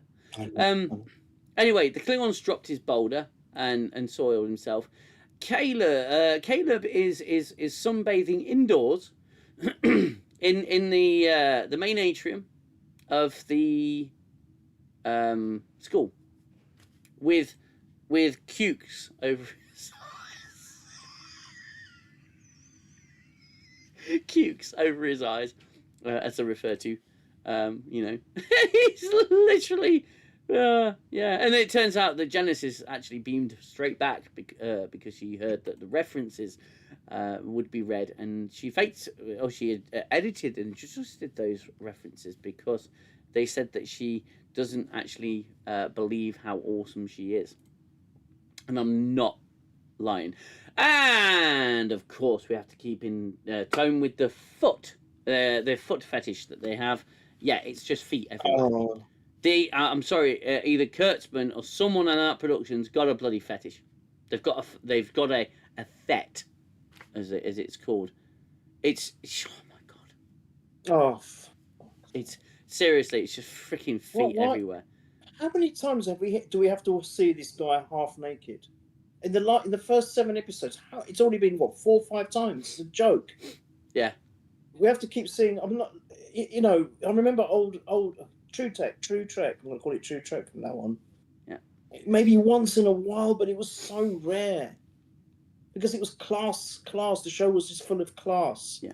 This thing, we're just having to be subjected to, because it's probably, it's a big thing for the youngsters. Oh, look at his body. Yeah. Oh, look, he's so jacked. Oh, look at his pecs. Look at his abs. Oh. Yep. It's soft porn, isn't it? Essentially. Might as well be. Yeah, essentially. Matt Ross says Genesis' character is not his character forbidden. Yeah, Genesis. I put that in the first. I think I put that in the first review I did. Genesis, brilliant. So yeah, Genesis stayed behind because she's as I previously said, she's just too awesome. She doesn't understand how awesome she is, and she's afraid. She's scared that people may perceive her as not being as not being so awesome, and that she may, in fact, she's got imposter syndrome, and she feels that she may not actually belong at Starfleet Academy, even though she excels in absolutely everything because she's an awesome girl boss. Anyway, Caleb says, "You're not supposed to be here. I'm supposed to be on my own." And she says, "Yeah, you can be on your own, or we can go and do something interesting and fun." And he goes, "Yeah, I like that, the sound of that. Actually, I don't. I just want to sit here and look buff and sunbathe." And she says, "No, come on, get up off your ass. Let's go and do something interesting. Are you scaredy cat? Oh, look, more feet. There you go. Let's get rid of the feet." And now we have I don't know, his rendition of the YMCA. And then my God, here we go. Come on, get this conversation bloody well over with. Let's go. Yeah, they're going off to do interesting things now. Back to Crag on the home world of the Keonians, not the home world, the moon of the home world of the Keonians. Female gaze. Tarantino must love this show. Oh yeah, I think they're paying homage to it. They can't pay me to see this shit series. Yeah, Christera, completely agree. Unfortunately, I am having to do this for free. Okay,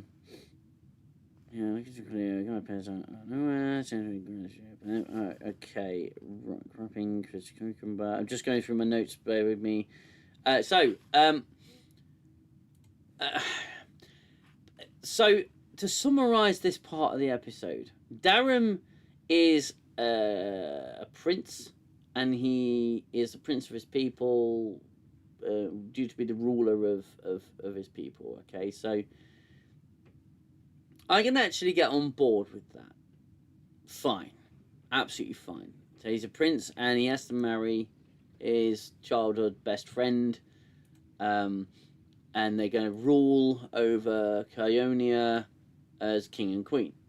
So it's like an arranged marriage, essentially. I wasn't clear enough in my review with that, but it's an arranged marriage. And when they rule, they can make things better for the Keonians, and he's got a duty and an obligation to his people.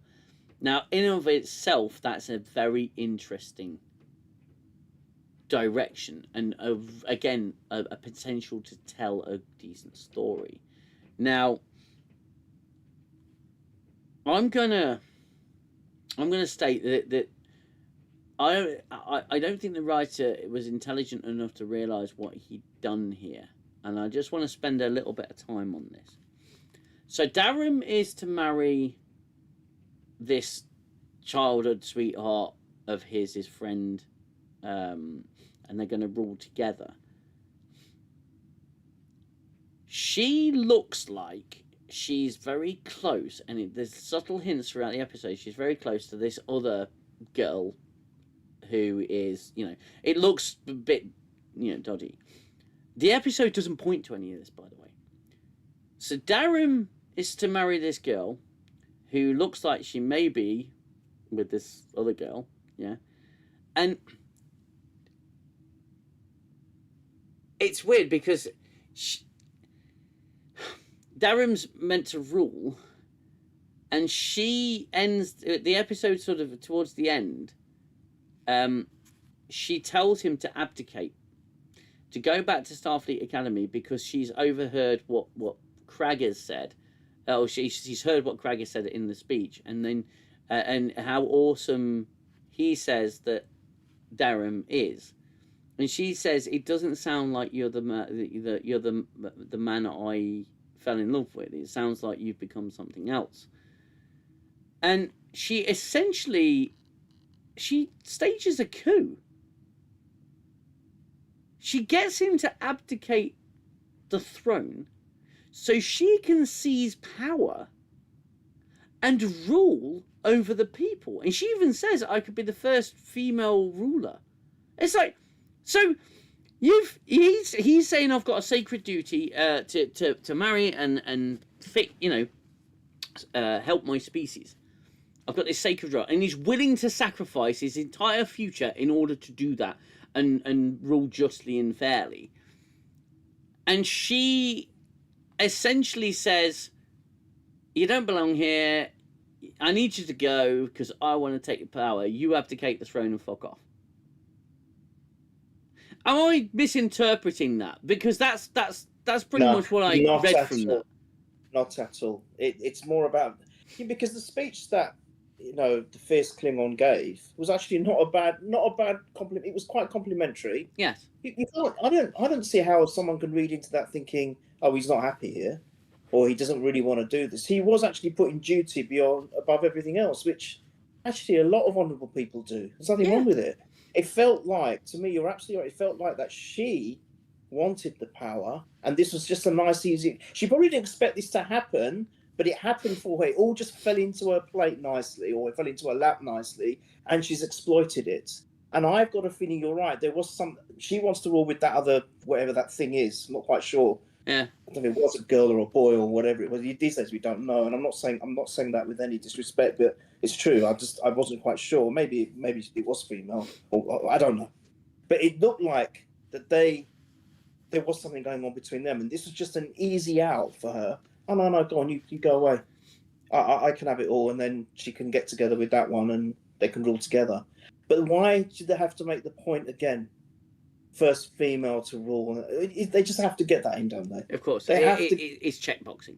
It's ridiculous. And I was watching Admiral Teague's show late last night. I did fall asleep because it was going on till the early hours. And they pointed out, in terms of here we go again, she looks like she's, again, she's the actress they picked. It's not a Caucasian actress, is it? Again, it has to be from the Middle East or somewhere like that. And it's like, they've taken it, and I'm saying this as an Asian guy, that they've taken it to such an extreme that you get the occasional Caucasians in there and they're killed off. Something happens to them straight away. They're the new red shirt, basically. And it isn't fair. It's just not fair. If you think we can call this representation, it's actually quite the opposite. It's actually quite the opposite. And if I'm saying something controversial, fine. And I'm sorry to say it to him, but it's true. This actress they find on Fish World, she happens to look like, someone from, I don't know, Puerto Rico or something like that. Always. Yeah, interesting. It fits the agenda. It fits the narrative. Interesting that none of them look like a blue Smurf. Exactly. Yes. Exactly. That in itself. And you would expect them to go. That they would all be in their fish traditional. Guys, right? Yeah. No, especially at the wedding. All right, if not at the other stages, but at the wedding at least. No, it's all convenient, isn't it? Because it's less money as well. It's all convenient, despite the fact they're spending 10 million per episode anyway. But it's just it's all about diversity. Okay, sorry to interrupt, but it's all about diversity. It is, but it's too much. But it's not at the same time. They're going, look at our diverse show. Look at our diversity. There's practically no Caucasian people at all, especially not straight. Yeah. But that's what I'm saying. It's too much one-sided now. It's the other way. It's too extreme. The balance is not there anymore. But just to go one step further, it's diversity, fine, and inclusiveness, fine. But you're not exploring Kionian culture, really. No. And you're making them appear human for what? What kind of diversity is that? Exactly. It's like if you're going to show this race, and in DS9 with the shapeshifters, when you saw them as shapeshifters, they were shapeshifters. They didn't want to appear human. They barely wanted to appear humanoid. Yes. Yes. Brilliant point. They were proud of their culture, their heritage, and not to see the Kionians in their natural state on their home world or the moon of their home world. Insulting, actually. It's insulting to that culture. But again, it's all about the diversity quotas for the cast of characters rather than the cultures that the characters are supposed to be from. The focus is all wrong. And Star Trek always had a pretty solid balance. you had a diverse cast, and they didn't need to shout about it because it was, No, and it wasn't shouted about. It was literally never. just the show, and we all accepted it because we're all humans, and the aliens were an allegory for human behavior. Yeah. An example of how we behaved in the past, and a self-reflection through the means of seeing it through another culture. Yeah. And now the Kionians are just humans. For so far 99.5% of the show so far, they're just humans. The Klingon is just a human in really bad Klingon makeup with a dubbed voice. The Ferengi hasn't had a speaking line yet. And looks awful. And looks awful. The hologram is, pardon my turn of phrase here, utterly tarded. Yeah. And, that was self-censorship, not me bleeping it out. That was actually quite clever. Far too clever for me. But none of the characters are representative of any of the cultures in Star Trek. They're just representative of humans. That's not Star Trek. That's not what Star Trek's about. And it's an opportunity for you to equally hire diverse cast of characters. But again, you're just not focusing on what's the core of Star Trek is about. Diversity of the universe. It's That's just not at all. and I mean, they just behave. Everyone behaves like human. Yeah, exactly. I mean, even just again, not to direct too much, but just a point I want to make quickly. Star Trek: The Next Gen with the new look Klingon. I mean, I know they did it in the motion picture. I'm not discounting that, but the constant kind of there in your face every week in every episode was Worf, right? Yeah. 1987. How many years ago is that? Almost 40 years ago, Jesus. right? My God, it is. Yes, I was 17 at the time. Yeah. So almost 40 years, 39 years ago, right? And that makeup, even the first, because it looked slightly different before they made his hair longer, right? Even that, 39 years ago, looks better than this. Yeah. 39 years, we're talking 4 decades. You think about how much technology, how much advances there have been in makeup design, prosthetics, in all this time, and look at that rubbish that they put on this guy. It's so embarrassing as well. And one other thing I just want to point out, which really made me tickle, which is one thing that did make me laugh. He had the audacity to say to Fishboy, "What's that ridiculous thing on your head?" While he's wearing a skirt.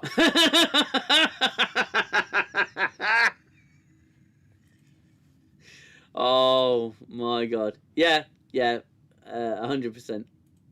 Yeah, what's that ridiculous? Well, I don't know, mate. He's a prince. It looks like it might be a crown. You absolute moron. And he says, "I want to go to Ibiza with Kyle." And then you've got the 2B queen there, and you've got Little Miss Eyebrows next to her, and oh God, the Klingon's in the bloody skirt.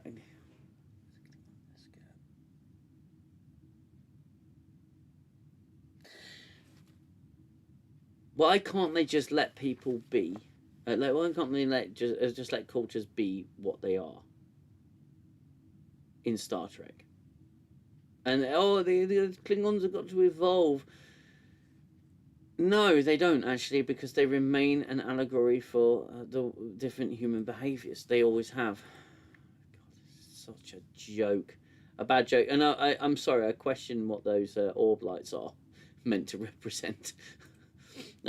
I'm sorry. I don't mean to bring the tone down or anything.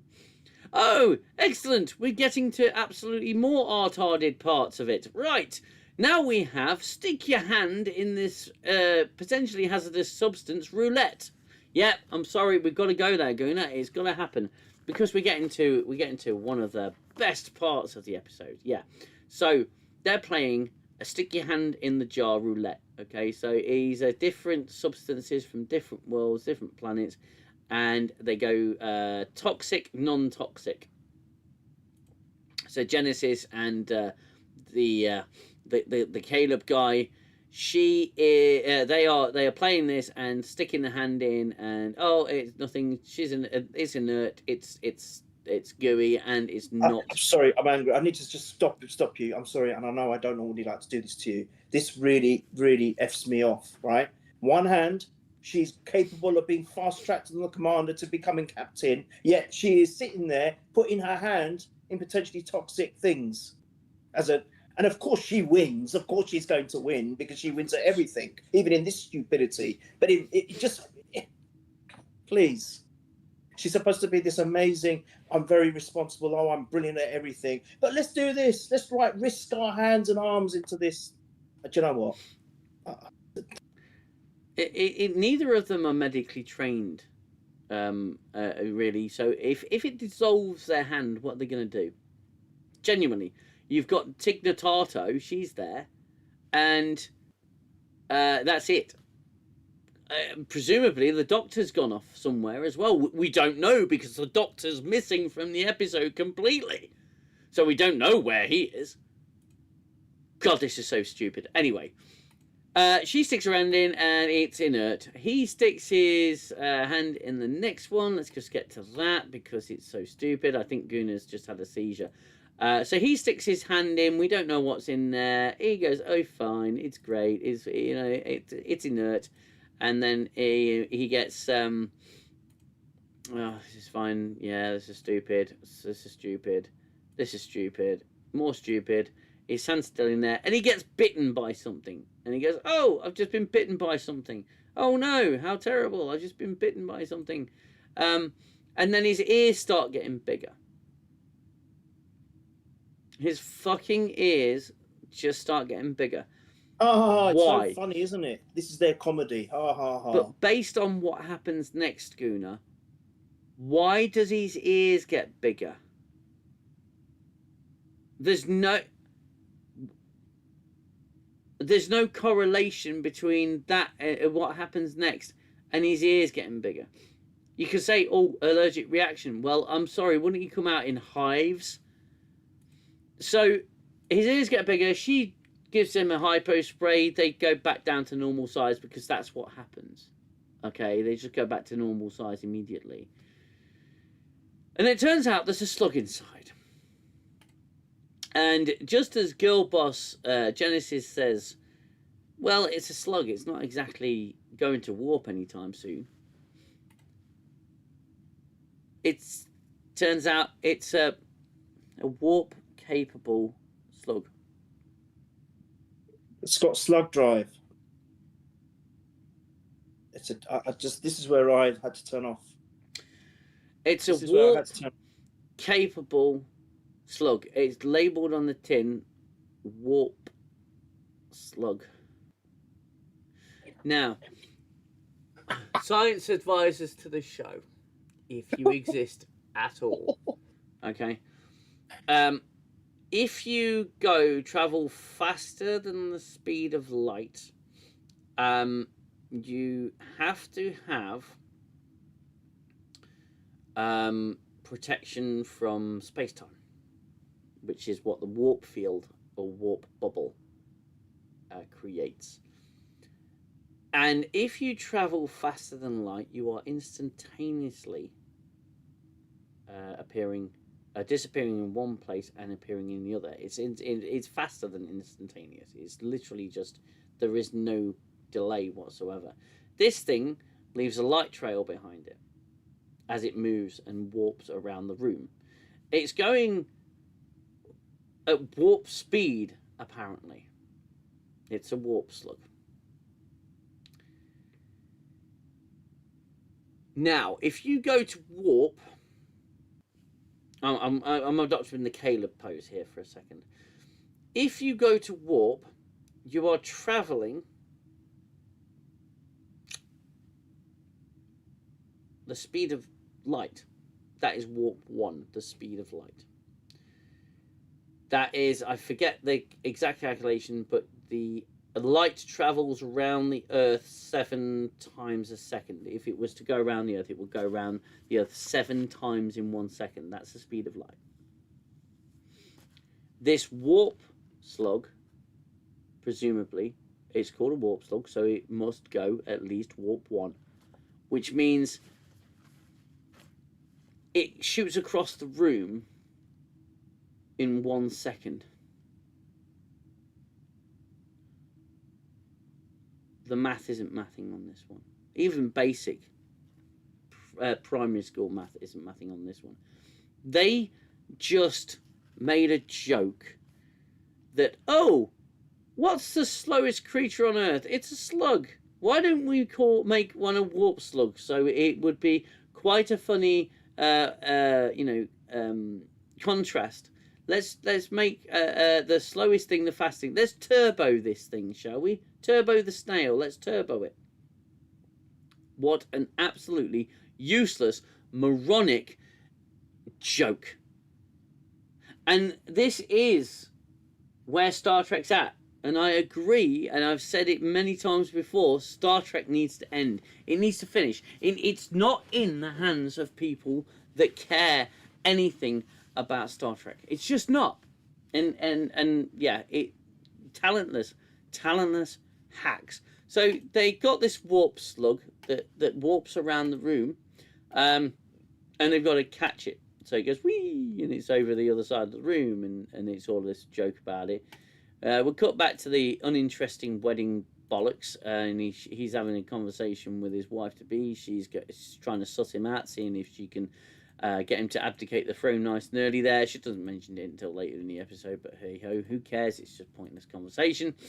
At this point, I'm sure at one point he says something about exterminating people or eradicating people. So, again, contradictory writing there. And we'll just skip through this bit because it's so uninteresting. I want to get back to L Warp Sluggo. Yeah, they're having a moment. Yeah, just go on. Oh my god, this is painful to get through. Even the screenshots. The trauma is returning. Anyway, yeah, you can see he's pensive about this duty, but he's going to carry it out no matter what.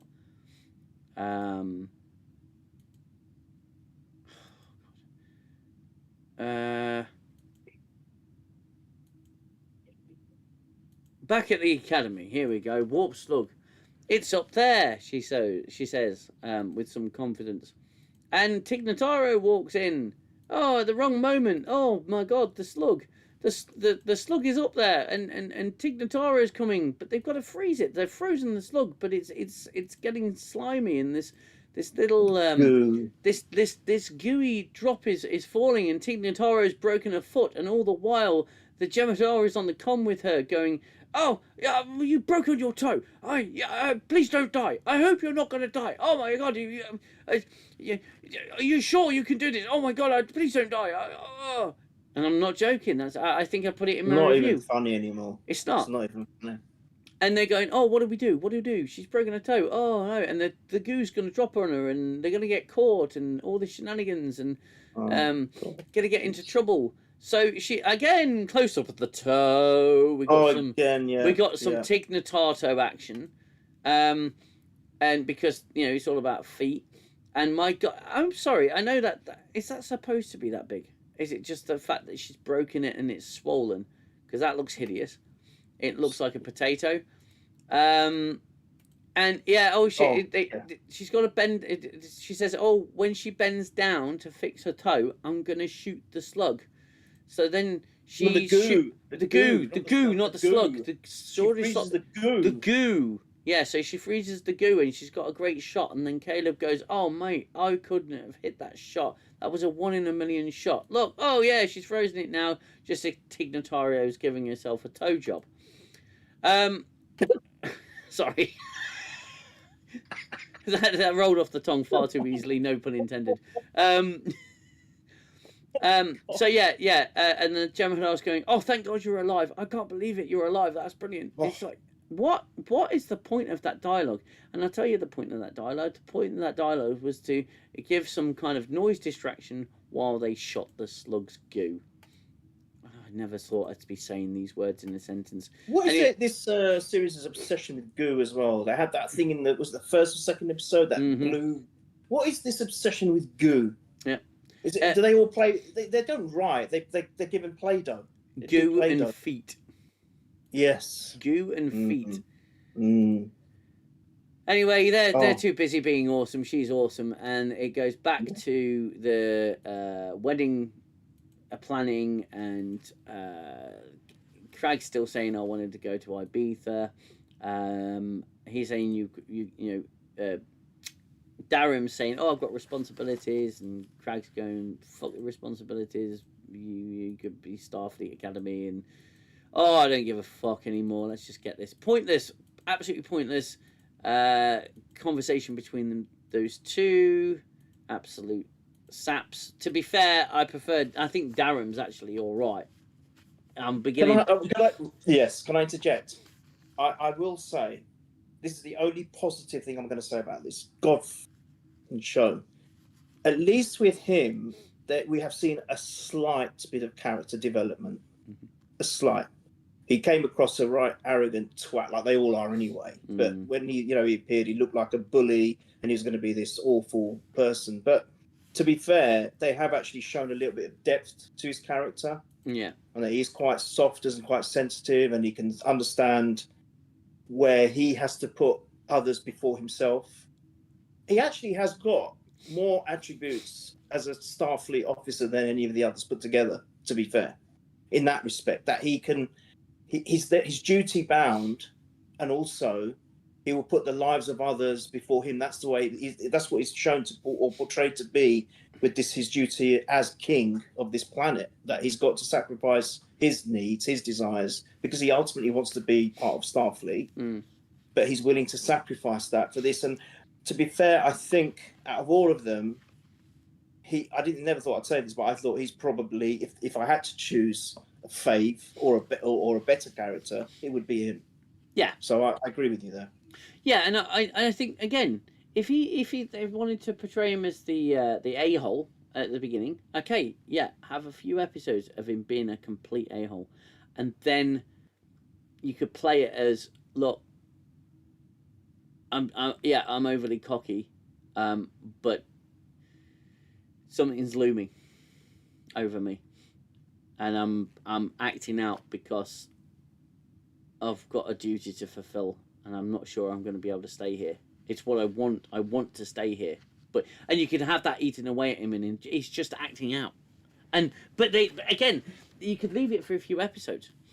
Just have him be a dick for a few episodes, and you can slowly start to reveal these things and give the audience something to make this journey feel worth it. But nothing's worth it in this show. It's just not worth it. So they're doing the old pillow talk, except it's not pillow talk. They're just laying somewhere in a corridor because they couldn't afford to build a different set for this, so they just picked the one from the first episode. Some funny screenshots here, but we'll just skip past them. And oh my god, they eventually decide, or Genesis says, hey, I want to break into the bridge, the most secure place on the ship. I want to break into the bridge.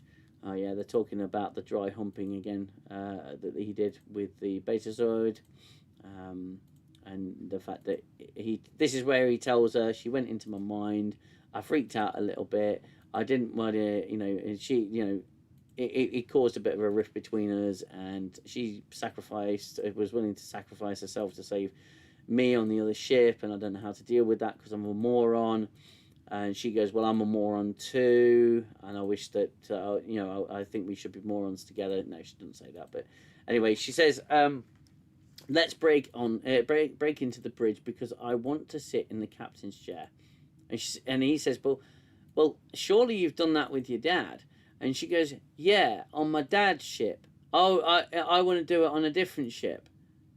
It's like, so you want to sit in the Chancellor of Starfleet's chair? It's still not your chair. It's a completely unconvincing story she gives us the reason why. Oh my god, we cut back to the fucking planet, and Craig's in a different dress.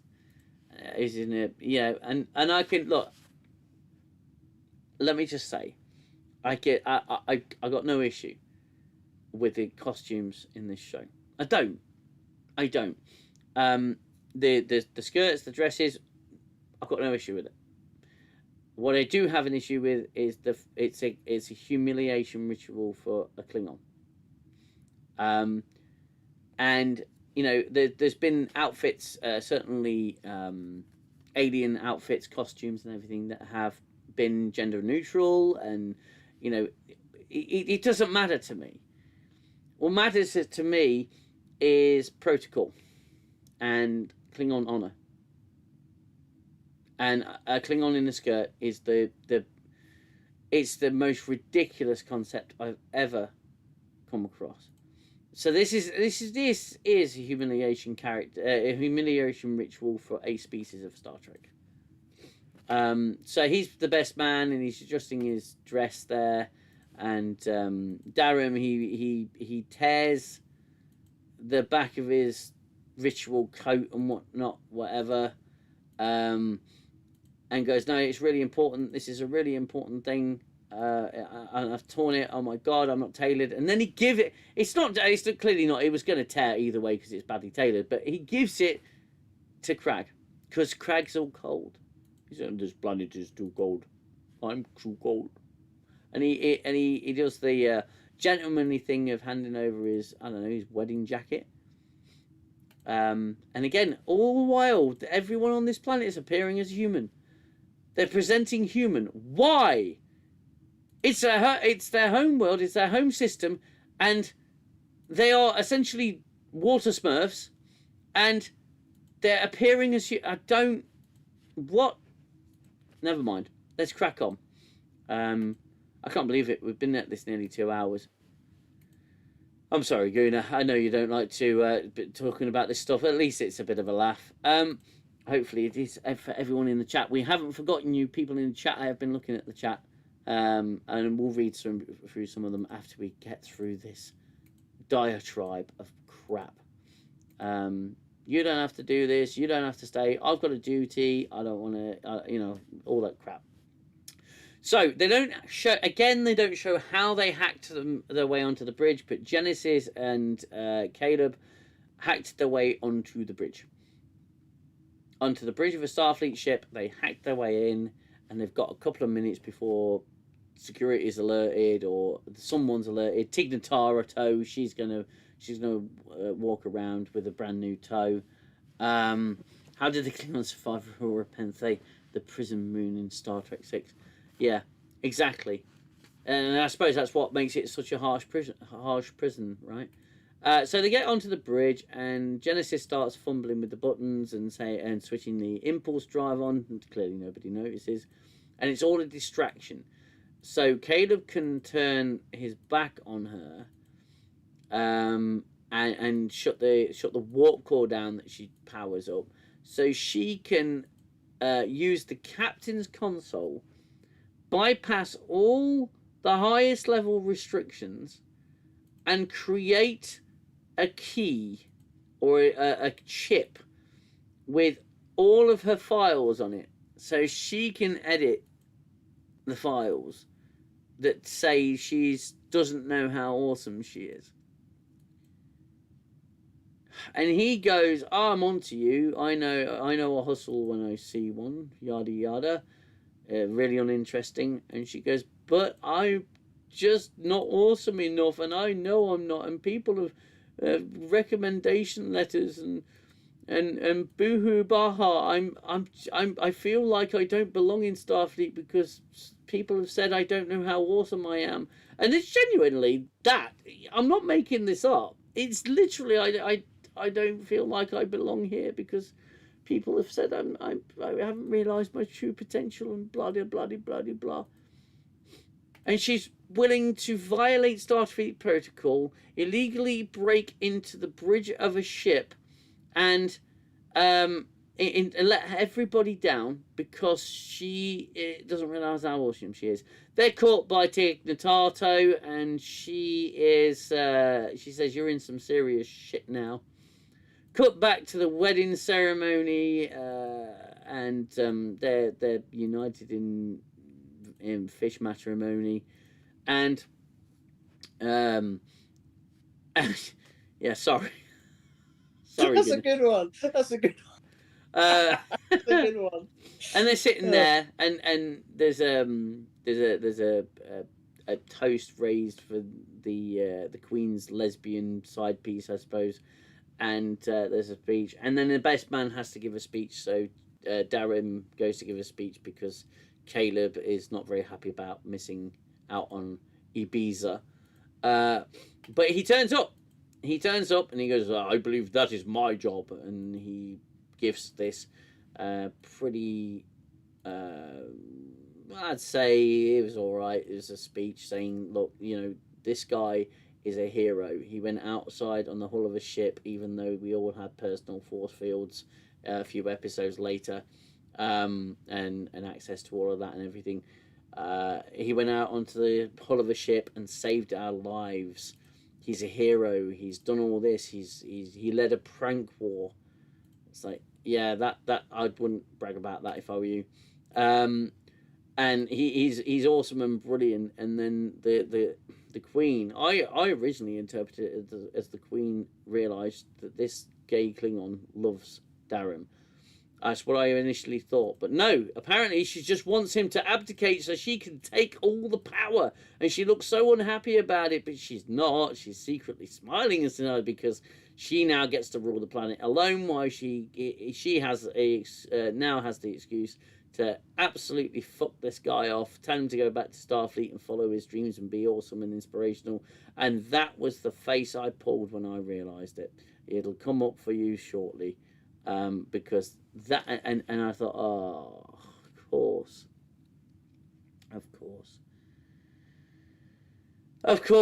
that's exactly what she wants. It is for him to just bugger off so she can steal all the power. It's a form of coup. If Dwayne Johnson, this is from I Am Not a Nugget Blackheart. If Dwayne Johnson ever decided to do another autobiographical film about him, he should hire that Caleb guy. He'd probably fit better acting like a pro wrestler than a Starfleet material. Yeah, 100% agree.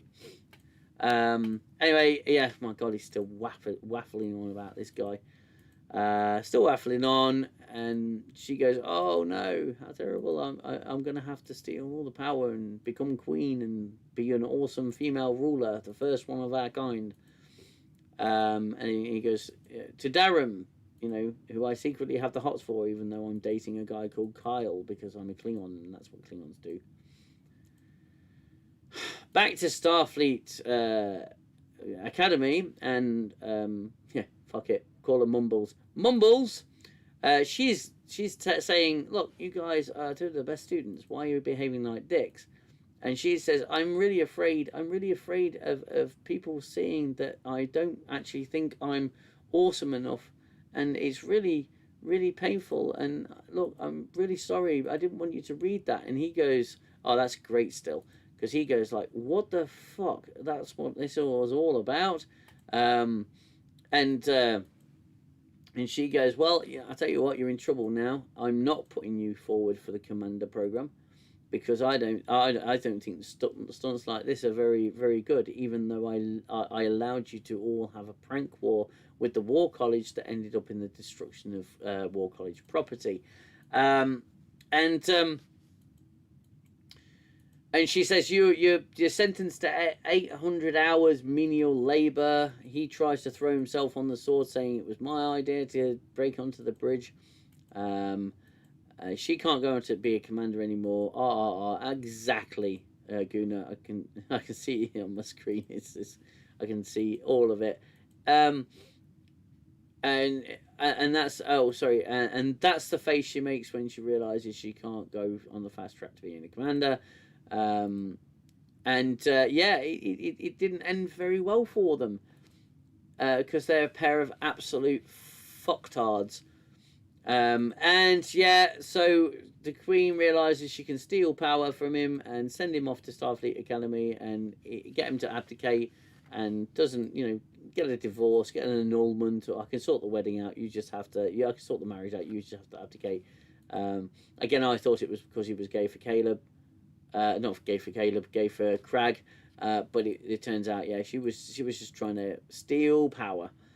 And he goes, but I can't go. I have a sacred duty to my people. And she goes, nah, fuck your duty. It's fine. You're not the person I married. You're the person I married, but you're not the person I fell in love with all those years He doesn't ago. even get a say. He doesn't No. even get a say. No. No, don't want you. It's Go literally, away. go away, simp boy. You know? You Unbelievable. absolute cock. Go away. And I'll rule our kingdom. I'll take everything. The first one ever. Yeah. I'll rule, Usual and you can F off and be an academy wanker. And he goes, oh, okay. Oh my God, you're so strong. You're so strong. And I wish I love you, but you're right. I do belong in Starfleet Academy. You're so strong, and I hope you follow through with that plan to eradicate the people. Yeah, that's fine. Yeah, you carry on. You go ahead. And then he spots Jaden Cragg over there, and he's hanging with the lesbian mistress. And oh my God, let's get through this. Fucking, I always get to this point and just go, oh fucking hell, enough. He says, let's go back to the academy. And he goes, okay, I'll go back. Let's go back. Friend. You have been friend-zoned by the Klingon. Back to the academy with a wall of awesomeness. The awesome names, which includes Admiral Tawny Twatting Newsom. And it turns out that Darren's still an arsehole. He's still a dick. And there's Kyle over there. Look, he's waving like this. Hello, I'm over here. My boyfriend's back. Yay! I'd like to invite you for some honor hanky panky. And so yeah, that's the end of that. That's the end of that. He says, I'm a dick. And then, oh yeah, here we go. Oh, you gotta have the peck on the cheek and oh yeah, we didn't get to go to Ibiza thanks to your stupid wedding, and that you ended up just abdicating the throne for. And holding hands. Don't forget holding hands. Gotta go off holding hands. He's from the War College. He's supposed to be a but they're holding hands. Yeah, holding hands. That's what they do. And then girl boss Genesis and Caleb, they're having a conversation whilst doing some mopping that nobody really cares about. Oh, you're awesome. You're not an imposter. I think you're absolutely great, and I think you're great. And at some point, you and I are gonna get down and dirty with the nasty. The beta says, already a forgotten memory, even though I'm about to finish my letter to her. So I'm gonna finish my letter. Oh yeah. Yeah, some great stills. I'm definitely putting together a still compilation. Some fantastic. Jim, these mops have got the hooks at the top to hang them up. Yeah. I would have thought in the 32nd century, well, number one, you wouldn't even need mops. No, they've got drones, haven't they? Yeah, and secondly, what you hang them up? Where? Just forget it. No, you got suitcases on rollers. Why am I even overthinking? Yeah, on polished floors. Yeah, great. That's not gonna destroy the flooring, is it? He finishes his letter, and then they have an apocalyptic meteor shower at the end. Which I was thinking, I'm sorry, hold on a minute. That's not a meteor shower. That's the end of the fucking world. I'm sorry, but it's just absolutely bizarre. I truly wish it was. Look, seriously. Look, everybody. Those lights in the sky. That's.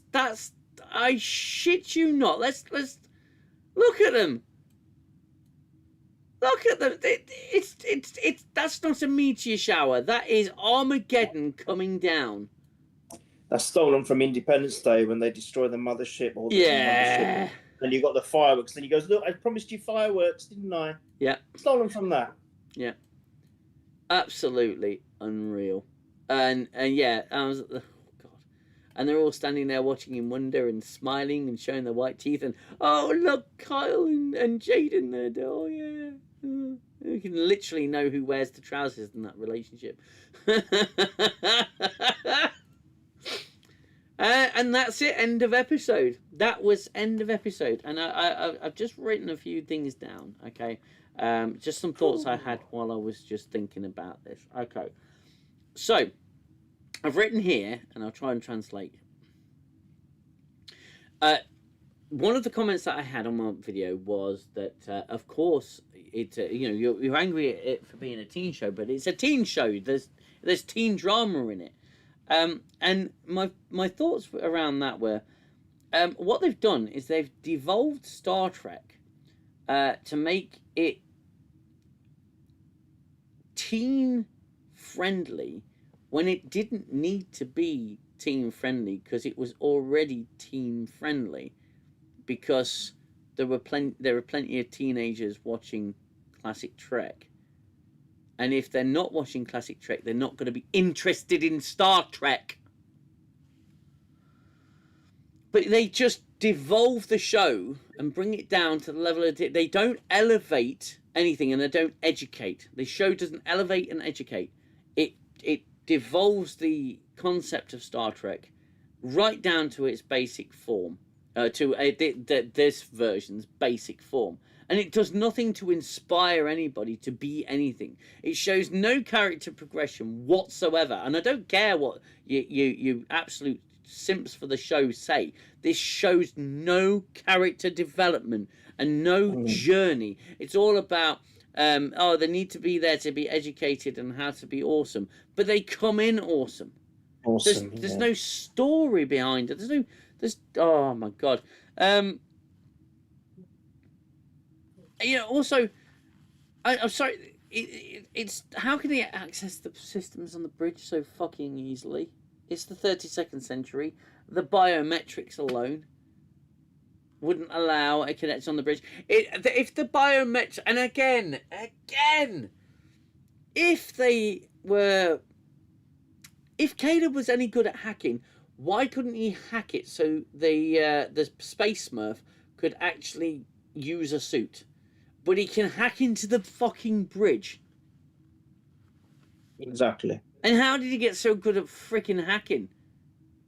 Oh, because he's a criminal. He can survive. Oh my god, I'm just So that means anyone that's had any semblance of an upbringing that he has could potentially do the same thing. And also the way that it's so easy for them to get into the bridge, well, then that makes the bridge very vulnerable to any kind of attack from an enemy or anything like that. If they could do it so easily, it's just so it's just it's just contrived nonsense constantly. It's convenience. Every script is written on convenience. Doesn't matter even if they're contradicting their own work from even prior to within the same episode. This is ridiculous. There's no thought or care. There's no quality control. None of it. No, there isn't. And this meteor shower, because it's still on the screen. I'm pointing to the wrong thing. Yeah, it's still on the screen. It's a galactic meteor shower.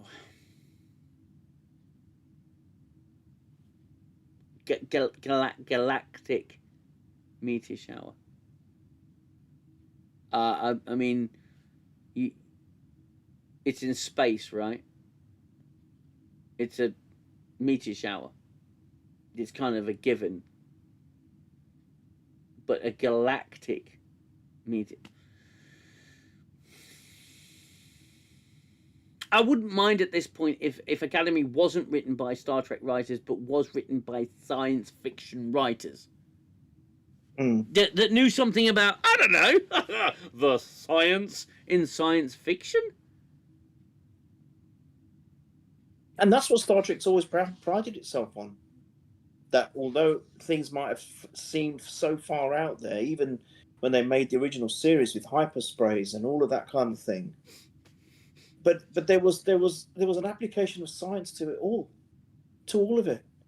As I said, even the shipbuilding. I said in a previous pod that you guys are so well versed in the true Trek ships, and they even published manuals on it and blueprints of it. There was so much thought and science behind all of it, and that's what made it special. Because yes, for someone living in the 60s or the 70s, it did seem magical and it did seem maybe far out, and that's never going to happen. But they still based it on fact, on science facts. It wasn't just, oh, we're just going to produce these ships and these they've proven it today, haven't they? They've actually managed to I don't know, they did some kind of transport with a particle or something. It was only from one small area to the next, but they did it. Or was it some kind of tractor beam? But they're doing it. I know it's going to be very, very hard and very challenging to get anywhere near what we see on the show, but there is some kind of, how can you say, connection to science with everything they did. This show, they just don't care about anything at all. As you so perfectly described, the slug. It's just it doesn't happen. It won't happen. It won't happen. It's not possible. No. Impulse speeds, for example, get you to the Earth to the Moon in 4 seconds. That's impulse. That's sublight speeds. There was a graph in the fact files, if I recall, and it had the conversion tables. That the writers of this show and the science advisors and the technical advisors to the show, they built this universe. Now, the technical manual of the Next Generation was superb. Ship design, shapes and stuff, general overall ship's design varied from artist to artist, but generally speaking, there was a theme to the really well Star done. Trek ships. Yeah. And now the technical manuals explained all the technological systems of the ship. Okay, so you have the mate, and I love this because there was a scientific element to a lot of what they did, but there was an explanation and a piece of technology for every problem. Okay, which is a lot of the space challenges of going to space is solving a lot of these problems along the way. Okay, so you've got a ship that's traveling faster than light. How is it doing that? It's doing that via a warp engine that warps the fabric of space, creates a warp bubble to protect you from the causality, basically, and it isolates you from the effects of the of time dilation as a result of going to warp. It also protects your ship, so a stable warp field will protect your ships from the effects of traveling at that speed, and your crew.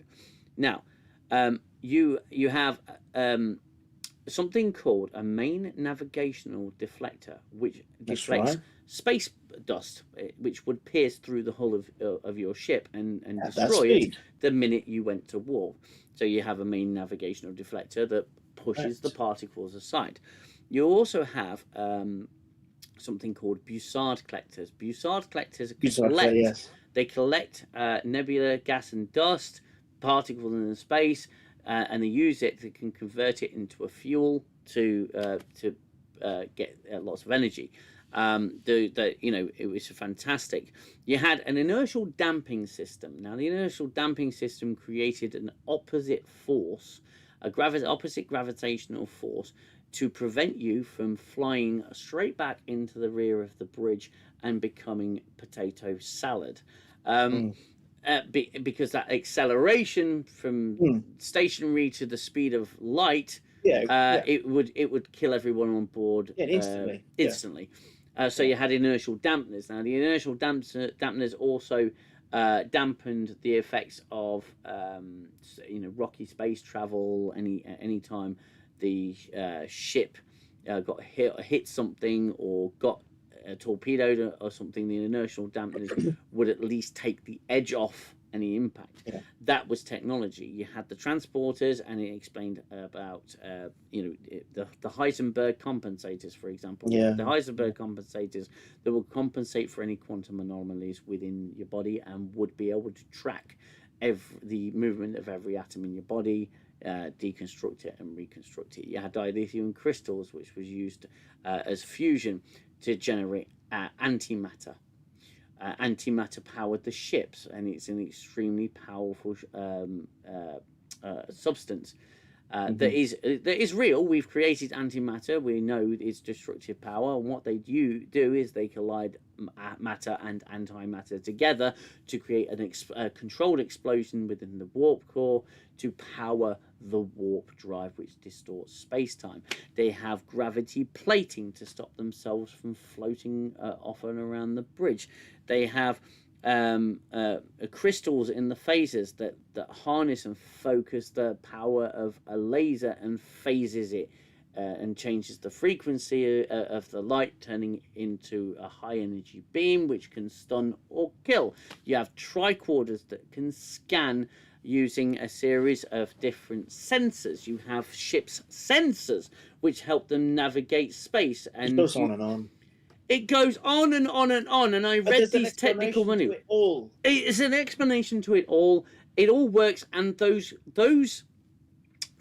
writers from real Star Trek used those resource materials and references as Bibles for writing the shows. They've admitted that as well. Yeah, they used them as Bibles. Mm. This lot of fucking artards couldn't write the fucking... Oh, they can't write. I was shocked if they could even spell Star Trek. No, I'm surprised they... Yeah, I'm surprised they came up with a freaking title. Do you know? Can I even though I remember because my brother had the technical manual for the Enterprise D. Mm-hmm. Yeah, and I remember even they went. It was in such detail. They went to the nth degree, and some people will think why, but they did. They were so thorough. They even explained even the Jeffries tubes. There was an explanation of why they were where they were. Yeah, it was incredibly done. I mean, the work and the effort that went into those was insane. Mm-hmm. And actually, it should, in theory, DM, make life easier for all the people that do make future Star Trek, because you've got it all here. It's all there, laid out for you. So you don't have to think the way these guys had to think. These guys had to think all this stuff up and work out how it would work within science. If we did have the technology now, how would it work? What would it look like? They did all the groundwork for you. You just had to follow it. As you say, they referenced it as Bibles.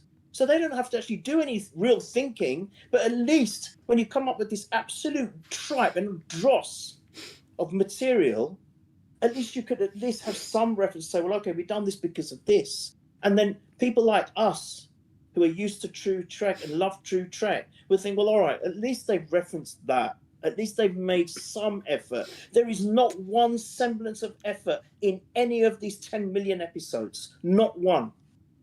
Not one. No, there isn't. I remember the Star Trek fact files, and I go on about the fact files quite often. And I've done a video on my channel about the fact files. And it's not a great video. It's very early work, but I absolutely adore the fact files because, like I say, every issue came with its own section. So you'd built it up over 19 binders of resource and information. Detailed as well. You had schematics of sick bays, holodecks, engineering, main bridge. You had schematics for all the ships, where everything was on them. You had full technological breakdowns of everything that went into ship design. There was so much thought and care that went into creating the universe of Star Trek, and these idiots can't even read. They can't keep their own continuity. They don't make interesting characters. They have a wealth, a plethora of interesting cultures to derive from and to use. It's like the most toys, right? They've got the most toys and they don't know how to play with them. They've got no idea. They just go, okay, I've got this Klingon here. Let's put him in this Barbie skirt and let's have him play with this character. And I'm making this character gay. And that's all it is. It's utterly ridiculous. And I've had enough because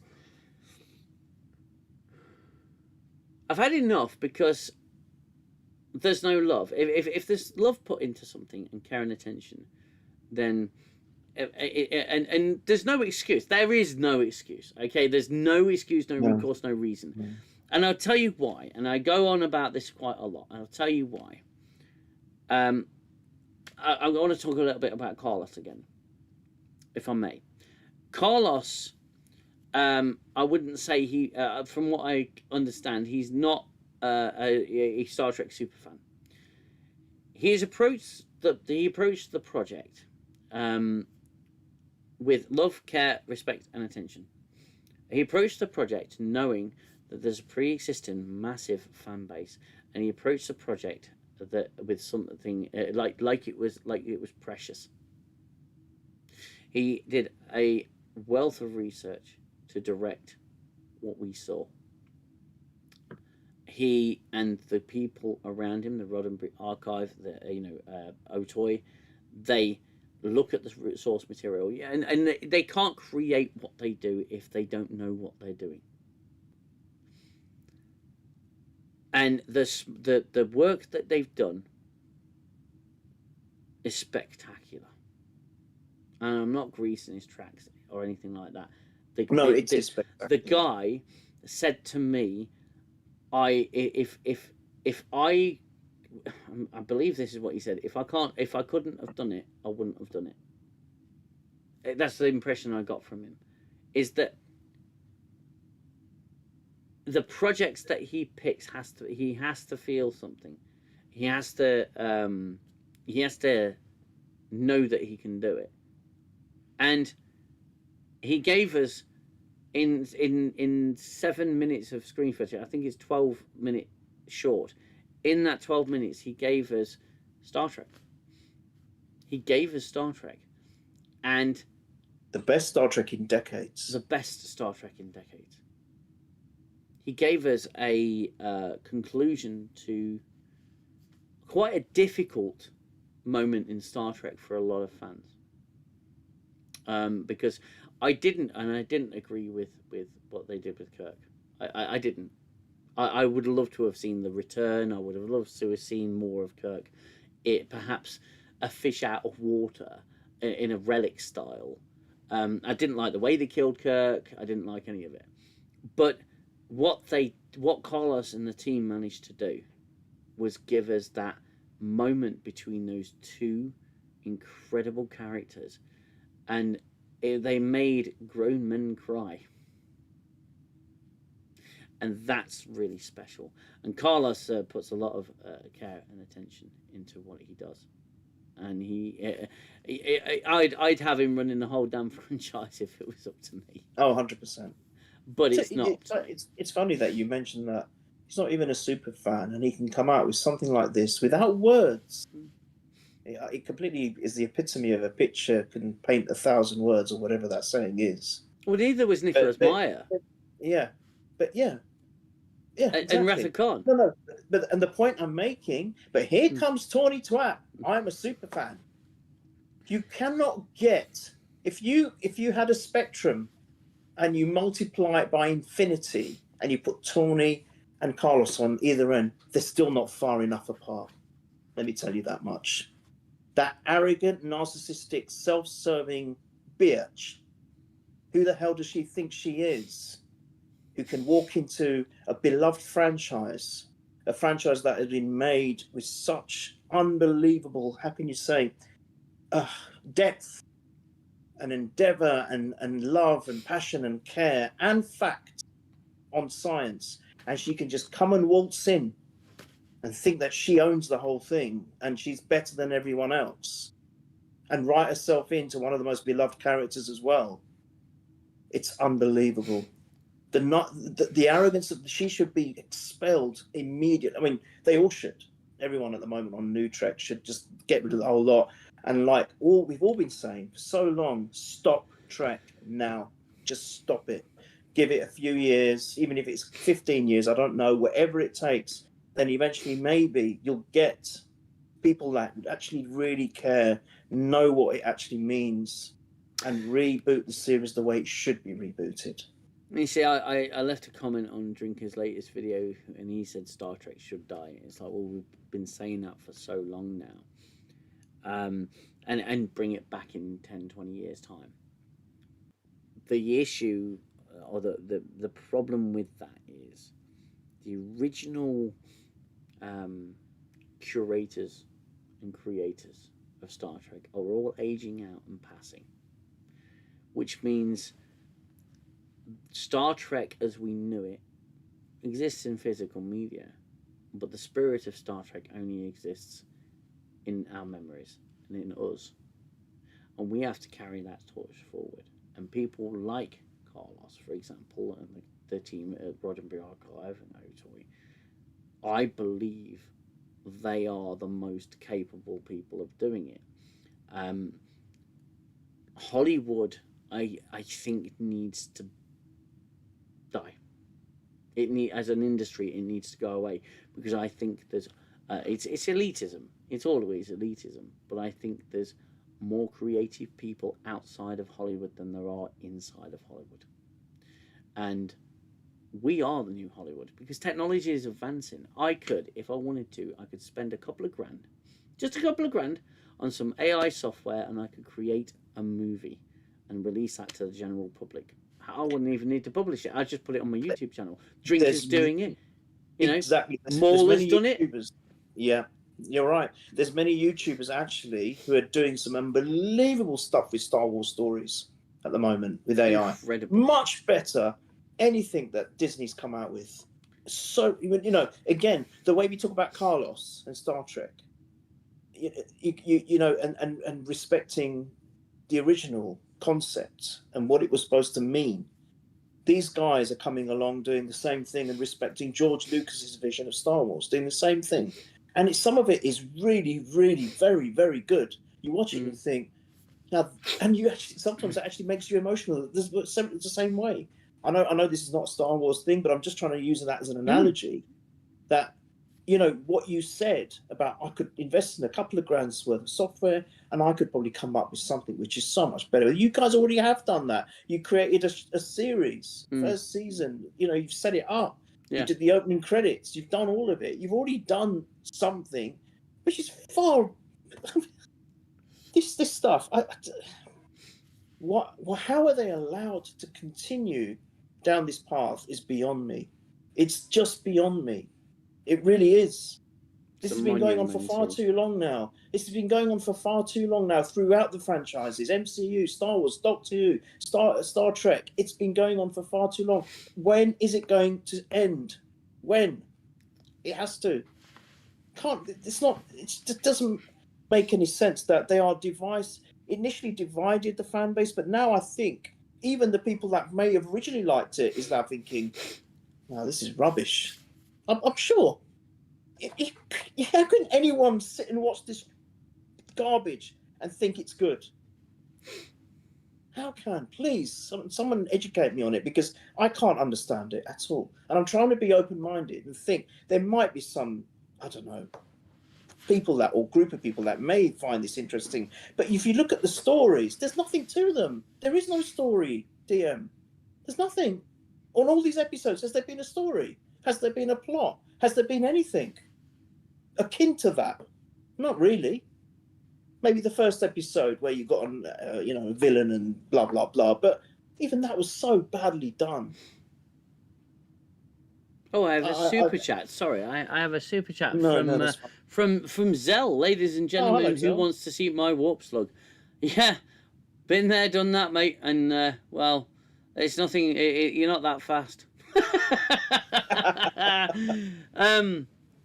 Oh man! No, you're absolutely right. Where's the story? There's no story. There's no story. It's written by talentless writers. They don't care. Kurtzman said Star Trek's a platform. It's not. I don't care about Star Trek. I don't care about what the fans. Excuse me. What the fans want. I'm not here for that. I'm here to push my message on and use Star Trek as a platform for all of the buzzword activism out there. That's all it is, and that's all Hollywood is. It's all it's become. I mean, it's always been elitist, and now the thing is, technology is moving so far ahead.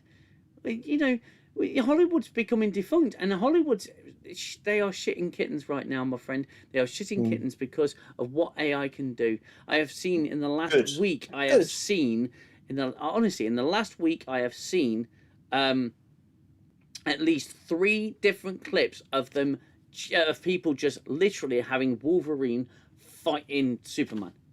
Yeah, and it's so accurate.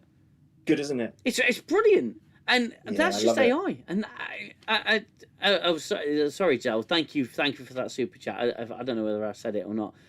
You did. Thank you. But yeah, people can do that on their laptops nowadays. Unbelievable. So Hollywood is gonna die. Streaming platforms are gonna. I'm sorry, but they're going under. If they don't have good quality programming, they're going under. It's all over. Yeah. Star Trek is dead. It is. Now, don't come after me with your pitchforks. Star Trek is dead. It's gone. Okay, the Star Trek that we knew and loved lives on with us in physical media, fact files, games. I know they've just released a Voyager game. I'm not going to get into that because I've not played it. I know Watch Nerd is playing it at the minute, and I'll probably do a stream with her. I might do a stream with the game. Ninja Turtles beating up the Power Rangers. There you go. Yeah, and we could create anything we want. But Star Trek is dead. This is a facsimile of Star Trek, and it's a really piss poor facsimile of Star Trek. But it as a franchise is gone.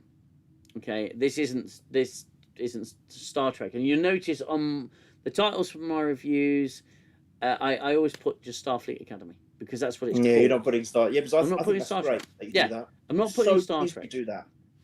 So please do. Because it's not Star Trek, and it's not Star Trek, and it's insulting to be even connected to Star Trek. Yeah, exactly. And if he says, I don't care about Star Trek fans, I couldn't give a shit what happens to Kirk. Exactly. Well, what a statement to make. Yeah. You've got a franchise with a massive budget. Must be mad. And a massive universe. And like I said this in my review as well, I don't care how it looks. Bring back physical models. I don't care.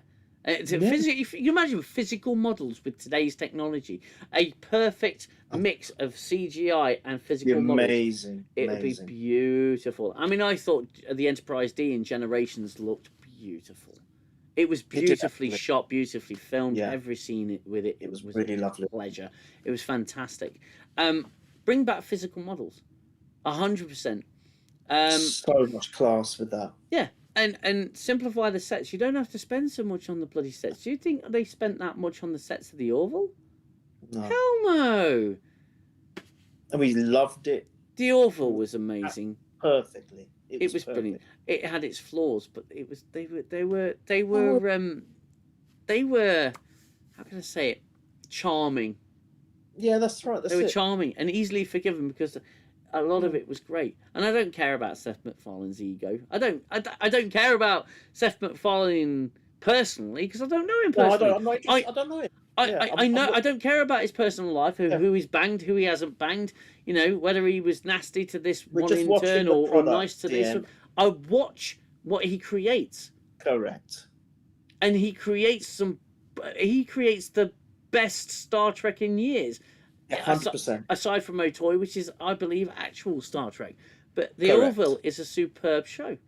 It's brilliant. And if you don't like his humour, it's fine. It's fine, but it's the closest we've gotten to Star Trek because he's a Star Trek fan. And this is how I know it was all about politics. It was all about politics back in the day because they showed him the door. They said, no, you're not buying Star Trek. You're not running Star Trek. We've got this Alex Kurtzman. The guy who produced Transformers? We've got him. And then well, look what you've got. The rest is history. Yeah. We have Discovery, we have Strange New Worlds, we have Starfleet Academy, Star Trek Picard, and we have Lower Decks and Short Treks. I forgot about that. I showed my daughter the contrast between the Short Trek episode with the Tribbles and Reginald Barclay. I think Major Gwyn did it. I showed her that, and she goes, "I can't believe that." Yeah, why are they calling him stupid? Why are they denigrating him? Why are they not helping him, bringing him into the team? Saying, actually, you are a genius. You just need to. This is how you need to improve. Yeah. No, you're an idiot. You need to get out of here. You're stupid. You're a moron. This conversation's over. I'm transferring you because you're a problem. Yeah. Utter joke. And it lacks humanity. That's what New Trek lacks, is humanity. You don't feel anything. I don't feel anything for any of them. None. No. You watch it once because we're watching it, and that's it. I will never, ever look at these episodes again, even for a second. No. I've got no need to. No.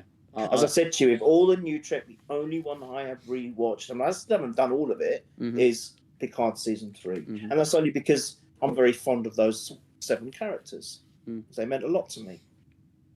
And it was there for the nostalgia. And I loved some of the moments in that show. I was in tears in some of the moments in that show because it really meant so much to me to see almost 40 years. When it came out, was it 2022? 2022, I think it was. Yeah. So it's almost 35 years at that time, something like 35, 34, 36 years, whatever it is, whatever the mass is. It's a long time. It's over 3 decades that we, finally see them all together on the bridge of the Enterprise D. And it wasn't just that moment. There were other moments. But that's the only one I will admit to going back and rewatching. I will never touch Picard Season 1 again, Picard Season 2 again. I won't touch Lower Decks because of that. I think I've said this before. If Discovery didn't have Michael Shitface Burnham in it and Tawny Twat in Lower Decks, I could probably like it a teeny bit more. But because of those 2 individuals alone, I actually get angry when I think about it. So it's best not to think about it. Well, why should I? Why should I let those 2 idiots affect my feelings in a negative way? Yeah. And that's what we do. That's what I'll go back to. Feelings. I keep saying old. It's got to get used to True Trek. True Trek gave me such positivity and enhanced me as a human being, and it gave me such joy. Sometimes there were sad episodes, but I was on the ride with them. I was along the ride with them, with all the characters. I'm not going to lie and say to you I loved every single character in New Trek. I didn't. But the majority of them, yes.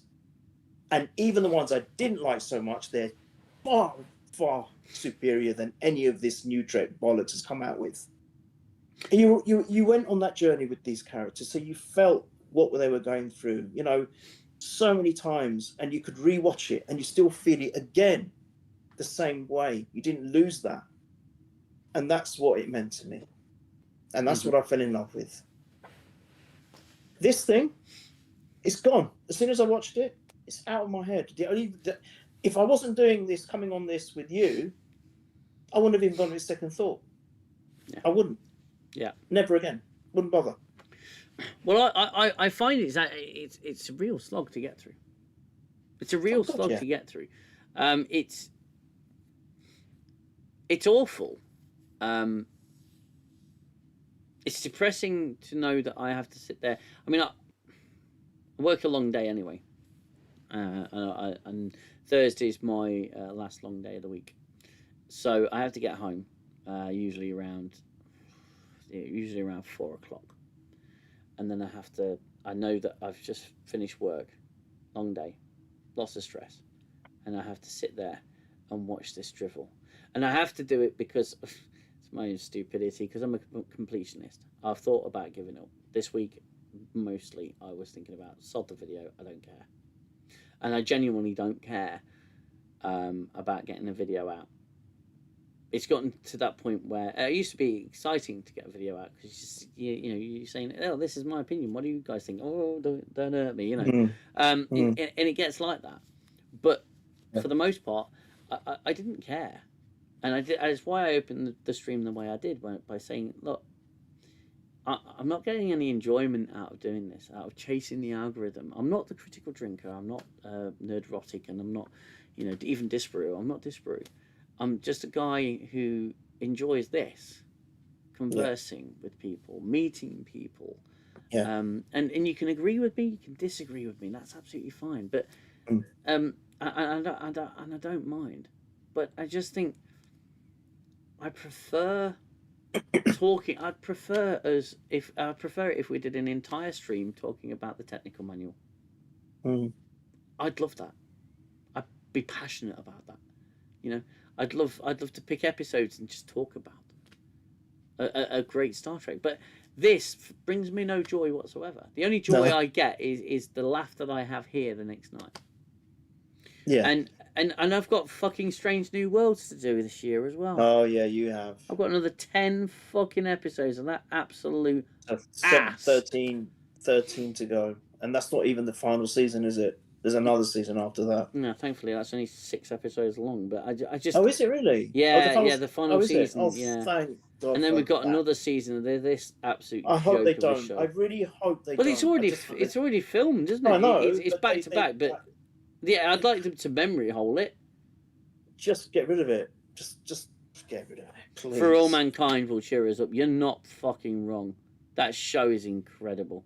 And it's proper. And I can tell by your silence you've not started it yet. I haven't not yet. Or otherwise you'd be talking about it, mate. Trust me, you would be talking about it. I'm going to, well, as I said to you, and I promised you, I'll watch the first 2 episodes, and then I'm going to feed back straight away to both you and WatchNerd. Yeah, I think I'm going to do it. Don't worry. Oh no, I know. I have every. Because when I get to something good, I will probably finish it within not all the seasons, but I'll finish one season probably in 2 nights. Oh yeah, you won't be able to stop. You won't be able to stop. So I will watch it. So at least I'll have the first season. Yeah. PJ Diablo, you're a masochist.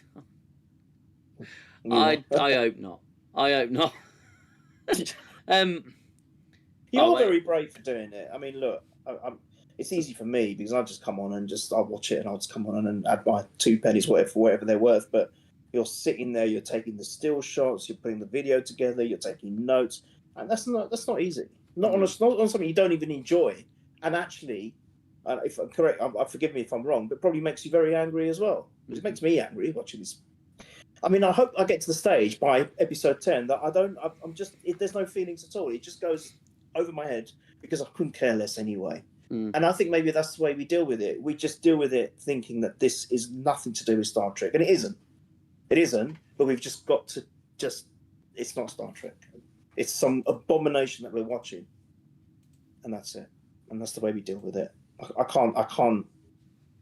Yeah, it hurts me when I think that what came before and the legacy they left, and this is how these arseholes are destroying it or trying to take it apart.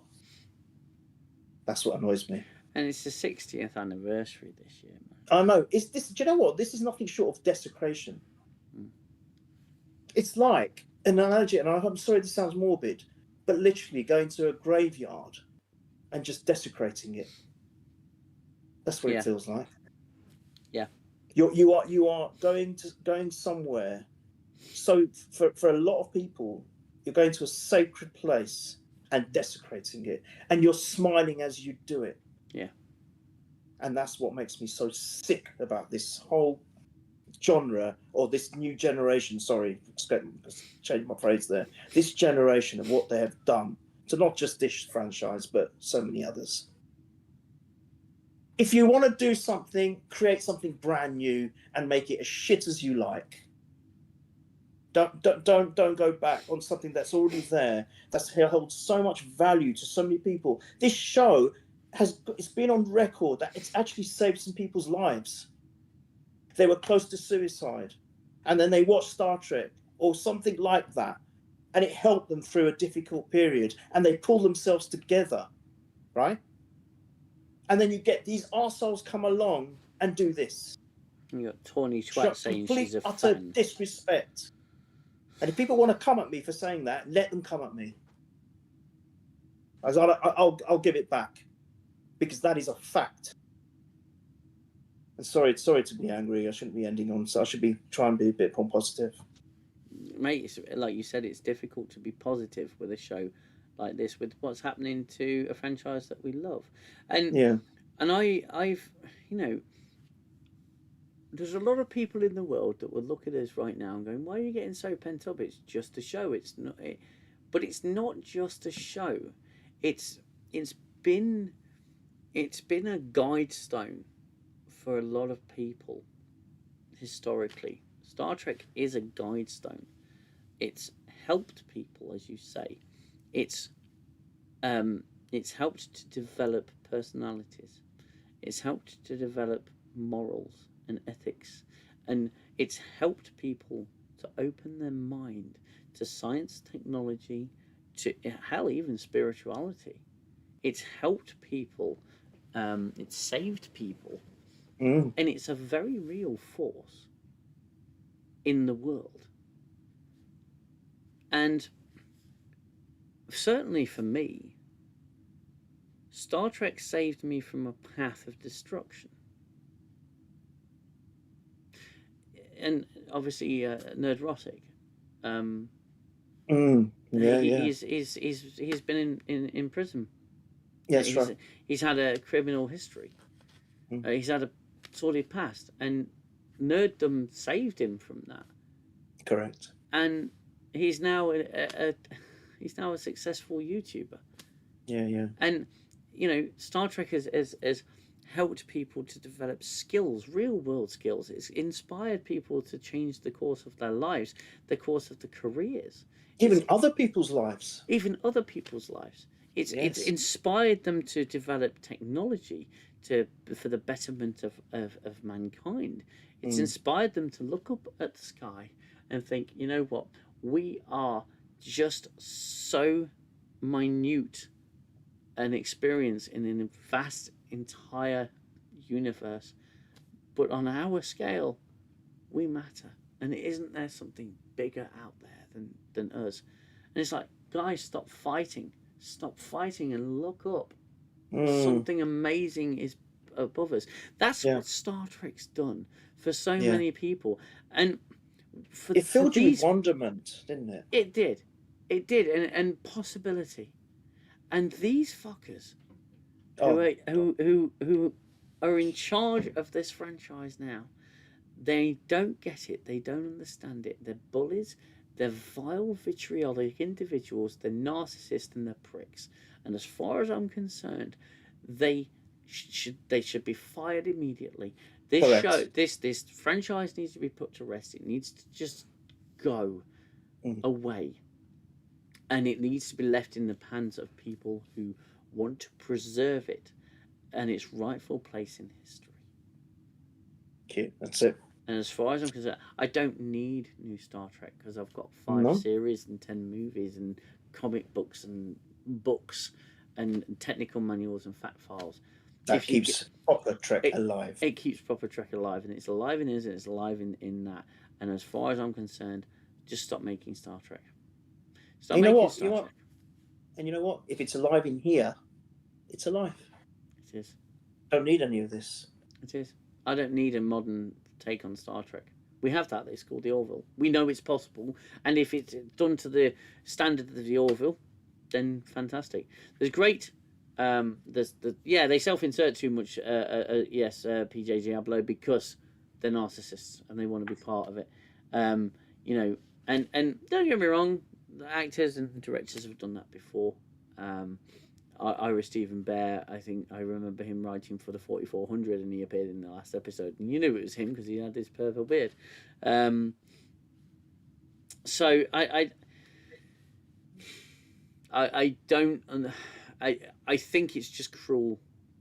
It's cruel. It's vindictive, and it's nasty, and it's aimed at a fan base of passionate individuals who love something and are made fun of because and have spent their entire life, as you and I know, being made fun of because we enjoyed something like this. That was the other thing I was going to say. I mean, I certainly have. I can't speak for everyone, but I know that there were times in my childhood that were very, very difficult, very, very challenging.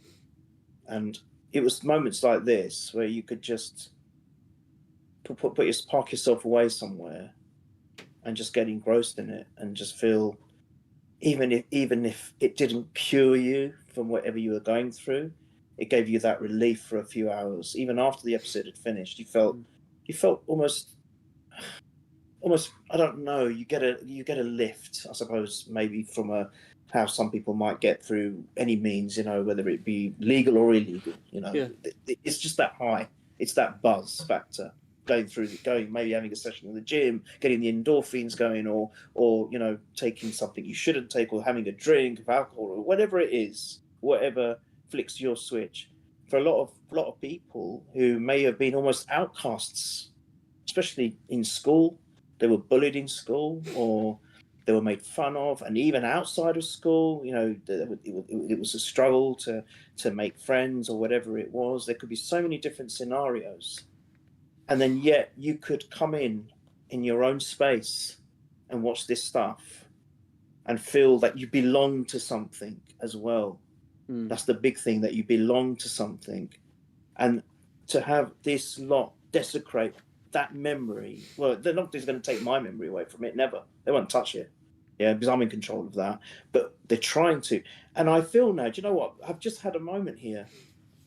Before it felt like they were doing it, and with especially with Skirtsman, like he's taking the piss. But I think you're right. You mentioned it, you said the word earlier. I feel like they're bullies. They're trying to bully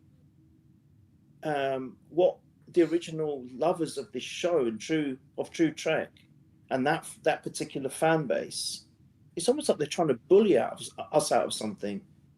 There's no different to the schoolyard bullies that I had to encounter when I was growing up.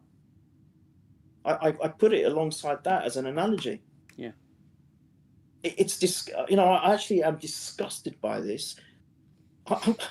I even feel like, why should I watch the remaining 3 episodes? Because it's really pissing me off. But to be part of this and to help you, I'm happy to do it. But I'll tell you something. I don't know. I actually feel really angry at the moment, and I shouldn't, because I'm here to enjoy something with you, and I shouldn't be feeling this way. But something has just snapped in me, and I'm feeling so angry because I was saying it all out aloud, and actually, what we're saying actually makes sense. You shouldn't be like that. This is a show. It's for our entertainment purposes. But this is what these arseholes have done to us. It's kind of like it would be the equivalent of a Da Vinci fan witnessing the defilement of the Mona Lisa. And the people defiling the Mona Lisa don't understand the Mona Lisa or its historical significance. And it's the same thing. It's just defilement and desecration. Now, I was bullied at school. I was, and I was bullied because I was a nerd, because of my interest in who I was. I was thrown down a flight of stairs by one of the bigger twatted bodies who clearly had his own issues, and decided to take them out on me. I was thrown down a flight of stairs, and Star Trek injured me that day. I was thrown down a flight of stairs, and I had a Star Trek keyring, part of my key set, and it was the Delta, which ended up embedded in my hip, and I had to walk down another flight of stairs with it embedded in my hip, and I had to go to the nurse's office, and they pulled it out. Thankfully, I didn't need stitches, because it was the 2 prongs of the Delta. And I thought, it's actually, you know, that kind of reaction to something that we love and something we're interested in. These people are now using Star Trek to hurt us. And it feels very personal. And it's I would say that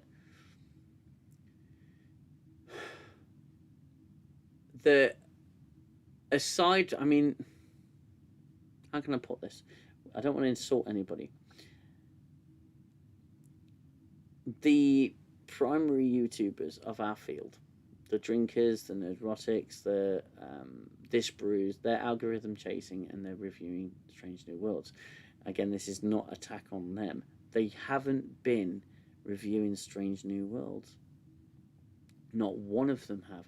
I have. Others have. Other smaller channels have been covering that show for a long time. It's only Academy's just the newest thing, and they're chasing the algorithm by reviewing it every day. They didn't they reviewed Picard season 3, but they didn't care about Strange New Worlds, nor did they review Lower Decks or Prodigy or anything like that, because it doesn't get, it's all clickbait, and I don't want to be a clickbait channel. I've said this time and time again. I review Academy because I'm someone called me a grifter the other day. It's like, oh, fuck off.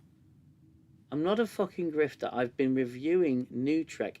I've reviewed New Trek since Picard season 1. And I've been doing this I've been doing this 5 years, and I've been reviewing New Trek. I've also been reviewing classic Trek, real Trek. But I've been doing this for so long, and I'll be honest with you, I can't see a future for this franchise after Strange New Worlds season 4, because by that time we'll have Academy season 2, if they air it. I can't see anything lasting beyond that. And I find myself looking forward to when it ends, when it stops, because then I can say I made it, and then I will probably create a new channel which is dedicated to reviewing Star Trek and the franchises that we love at a time that we loved them, and new shows, new franchises, and celebrating science fiction. I'm not a science fiction aficionado. I have a passing familiarity with other sci-fi. I love Star Trek. I loved a lot of sci-fi growing up. We discussed it last week, the things that we sat and watched. Sci-fi movies, I absolutely adore Aliens. I adore Terminator and everything, but I wouldn't say I'm super mega fan. Star Trek was my bag. It was my jam, man. Star Wars, I know enough about Star Wars to say I'm a fan of Star Wars, but I'm not a mega fan. I don't own a single Star Wars toy, for example. I just don't. So, you know, it's but I can say that I know enough about it. I knew that the Acolyte was shite. Don't, let's not go there, please. It was shite. Don't. So I'm gonna call 10 minutes on this stream. I know, Gooner, that you don't like to stick around, but I think I'm going to let you finish off those 10 minutes. Okay, I need to do something, and I'm sorry to end, but I think we ended on a little bit of a positive note with what you just said there. Yeah. I'm sorry. Apologise for the last 50 minutes of me ranting. I didn't mean to bring anything other me down. Group therapy. Yeah, but I just needed to air what I feel, and I think I won't have to mention it again. It's good that I've got it off my chest, because I feel utterly betrayed by these idiots. Utterly betrayed. But we'll speak no more of it. I just want to say thank you so much to you, first and foremost. You're welcome. And I want to say a massive thanks to everyone in the chat. They've been putting some great stuff there. If you see my eyes going down, I'm reading the chat. They've been making some amazing comments, and so thank you to everyone in the chat. Thank you to you, DM, as always. And thank you for this therapy, to be fair. And I hope you're right. I hope that after a couple more seasons of this trash is finished, and then we can just focus on what's real. I really hope so, anyway. And it leaves me to say thank you very much. Goodbye. God bless. And have the best weekend, everyone. It's been an absolute pleasure to have you here. Thank you so much for joining me, Gooner. Much appreciated. You take care. I'll see you soon. Take it easy. See everyone. Bye. Bye now. Bye. And then there was one. So I'll just finish up the stream. I'm going to have a chat with the chat, because that's what we do over here. We have a chat with the chat. So don't forget to like the stream. If you've enjoyed this stream so far, you have all been absolutely wonderful. And your interactions with the stream have been superb. I'm just going to move the camera back a little bit, so you don't get so much of a close up of my face. So I want to say a big thank you to you all for being here. Matt Ross, Chris Dera, PJ Diablo, Annoying Critic, Watch Nerd. Oh, it's just such a pleasure to have Watch Nerd. Base Liz, obviously Gooner. What other names do we have here? I'm not on look at Black Heart. Some of these names are fantastic. So funny. Stop George, great to have you here, my friend. Mauro Botta, thank you for those super chats and everything. Let's get up to date with the chat. Technical manual, yeah, brilliant. Thanks for the discussion. To know what's wrong is to know what's right. Absolutely. A lot of fans feel that way. Yeah. Jamie Ives, hello. Hello to you too. We're almost at the end of the stream, my friend, but it's all on replay. So if you didn't manage to catch it, then that's absolutely fine. Fabius Polis, thank you so much for being here. Alia, as always, a pleasure. Do you like the new food section of the Discord? So if you're not already a member of the Discord, then please join the Discord. Link is in the description. Also a link to my wider community, the people that I've met along this journey of doing YouTube. Clayton Rumley, a fantastic author who's written his own book called Holocene. It's a superb book, well worth the read. You can get that off on Amazon and check out his YouTube channel. He's a game designer, he's an animator, he's got his own animations website, he's an author, he's everything. He's brilliant, is Clayton Rumley. Check out Reaver of Jill Sandwiches if you're looking for some fantastic let's plays of video games from a guy who is almost completely legally blind. He's an absolute trooper, a legend, and an inspiration to a lot of people. That is Reaver of Jill Sandwiches. Don't forget to check out Antiderivative Jill, an absolute gem and friend of the channel. She quite often sends her audience over to this stream. So big thank you to Jill, one of the loveliest people you'll ever know. Check out Gooner's channel. He streams live streams. Some games to, he just plays games to have some company, which is lovely. Again, the game's Librarian. He's another great game streamer. Critic reviews. Been a while since we had Critic on. Lovely fella. He's certainly a unique individual, and he's got some great takes on that. So check him out as well. Check out Xell's Facebook band page. Again, that's a link in the description. Some great stuff. It's great music. The band's called Cold Harbor. Fantastic. So many tasty meals and to get recipes from. Yeah. Who knew? It's cooking. I originally called it Cooking with Alia and Neelix, but it's asked me to change it, so I did. I'm new to your Discord, getting used to things. Mate, Discord, I was exactly the same. I didn't use it for ages. I didn't know what I was doing. Not a clue. Suddenly I started using Discord, and now I've got my own server. It takes a bit of getting used to, but if you just think of it as one giant forum, I've got some categorized areas as well, so you can post and promote your own stuff. We're at 28 likes. Let's see if we can get to 30 before the end of the stream. If you haven't liked the stream already, then please hit that like button before the stream ends. It's always nice to go away with at least 30 likes on a small channel like mine. I prefer eating to really eat than looking at food on pictures. Yeah, it makes me hungry too. I see a lot of stuff, and I'm a lot of the time I'm at work, and it's like, oh no, they're posting food stuff again. Oh, I'm really hungry, and I can't do anything about it. Brilliant therapy session. Think, speak, live art. Thank you so much. It was a really good stream, and I find a good stream goes by with great company. Gooner's an absolute gem of a guy. He's a lovely fella, and he's probably one of the nicest people I know. He's superb, and I find good company helps the stream feel like it's going faster. And before we know it, we're at 3 hours, and it's like, oh blimey, I better end the stream soon. Yeah, I it's amazing. I haven't actually taken a single sip of any kind of fluid for the last 3 hours. My mouth is so dry. I usually have my flask of tea. I've not touched it. I've not touched it. We've just been chatting and chatting and chatting and chatting. So that's absolutely crazy, absolutely bonkers.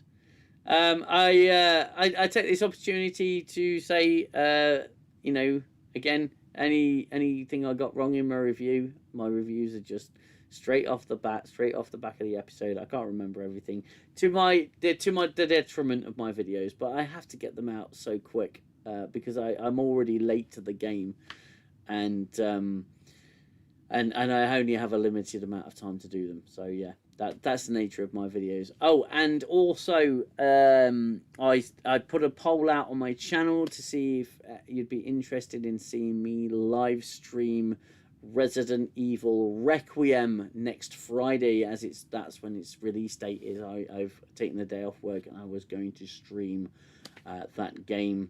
It was some fairly close results. I think more people were interested in seeing me do it. However, I won't be streaming it, and that's a decision I've made. I was planning to all this time, but I'm not going to stream it, and there's a reason for that. I'll get into in a moment. Stop George, you're the first review I go to. Bless you, my friend. That's really, I'm really appreciative of that. That means a lot.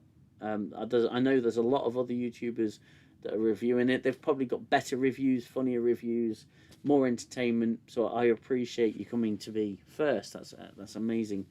So yeah, I won't be streaming Resident Evil Requiem. There is talk on the town that spoilers are already coming out because early copies have been released and put out too early, and now the Capcom are going on a massive algorithm surge to try and stop spoilers from happening. So I'm isolating myself off from a lot of social media because I don't want the game spoiled for me.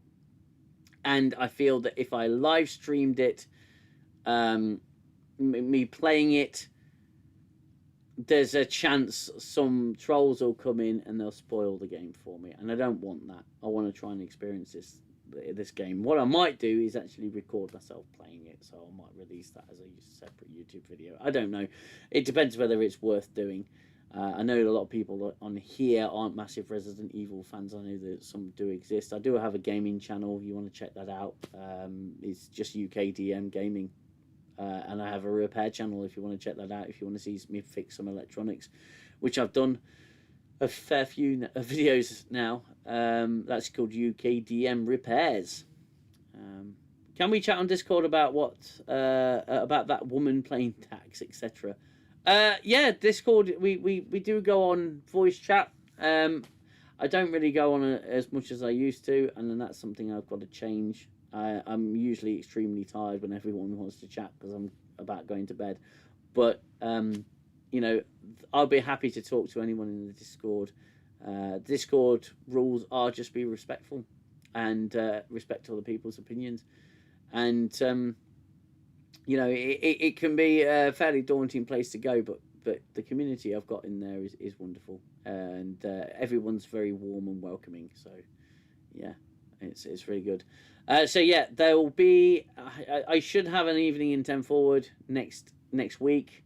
It'll be business as usual. I won't be doing that Resident Evil stream on any of my channels. I'm just going to sit all day, essentially lounge and try and enjoy the game. Probably play with my surround sound system. That would be nice. So yeah, get your final chats in. I'm about to end the stream. Give me. I'll give you another few minutes. If there's anything pressing you want to get off your chest right now, now is the time to do it. If not, follow up in the Discord, and hopefully I'll see you in there if you're not already in there. Discord it can be a bit of a daunting thing. All you do is click the link, set up an account. It's really easy if you don't have an account with Discord, and you literally pop straight into the server. And as soon as you do, people wave and say hi, they greet you and everything, and you can just start posting, as long as, like I say, what you say is what you post is respectful. And if anybody is interested in coming onto this show, they want to have a chat beforehand or get to know you. I'm starting to think about setting up some house rules for the show. We had a few interruptions, but bless him, Al. He came into the show, didn't realise that me and Gooner were just going to have a stream between ourselves. Things like that happen. You're all more welcome to join, but I'll talk to you beforehand about that. And yeah, I'm pretty much out of things to say for this stream, so I think I'm going to end it there. Much love to all of you, every single one of you who supports this channel and supports me doing what I do. It's been an absolute pleasure to converse with you all and to meet you all. You know, I've met a few of you in person. You're wonderful people. It's been an absolute pleasure every single day to speak to you in the Discord and you know, on these streams and everything. So please, you know, accept my sincerest gratitude for that. And until next time, until the video, you look after yourselves, you look after one another, and you take care. Bye-bye for now, everyone. Bye-bye for now. Find the right mouse to win this.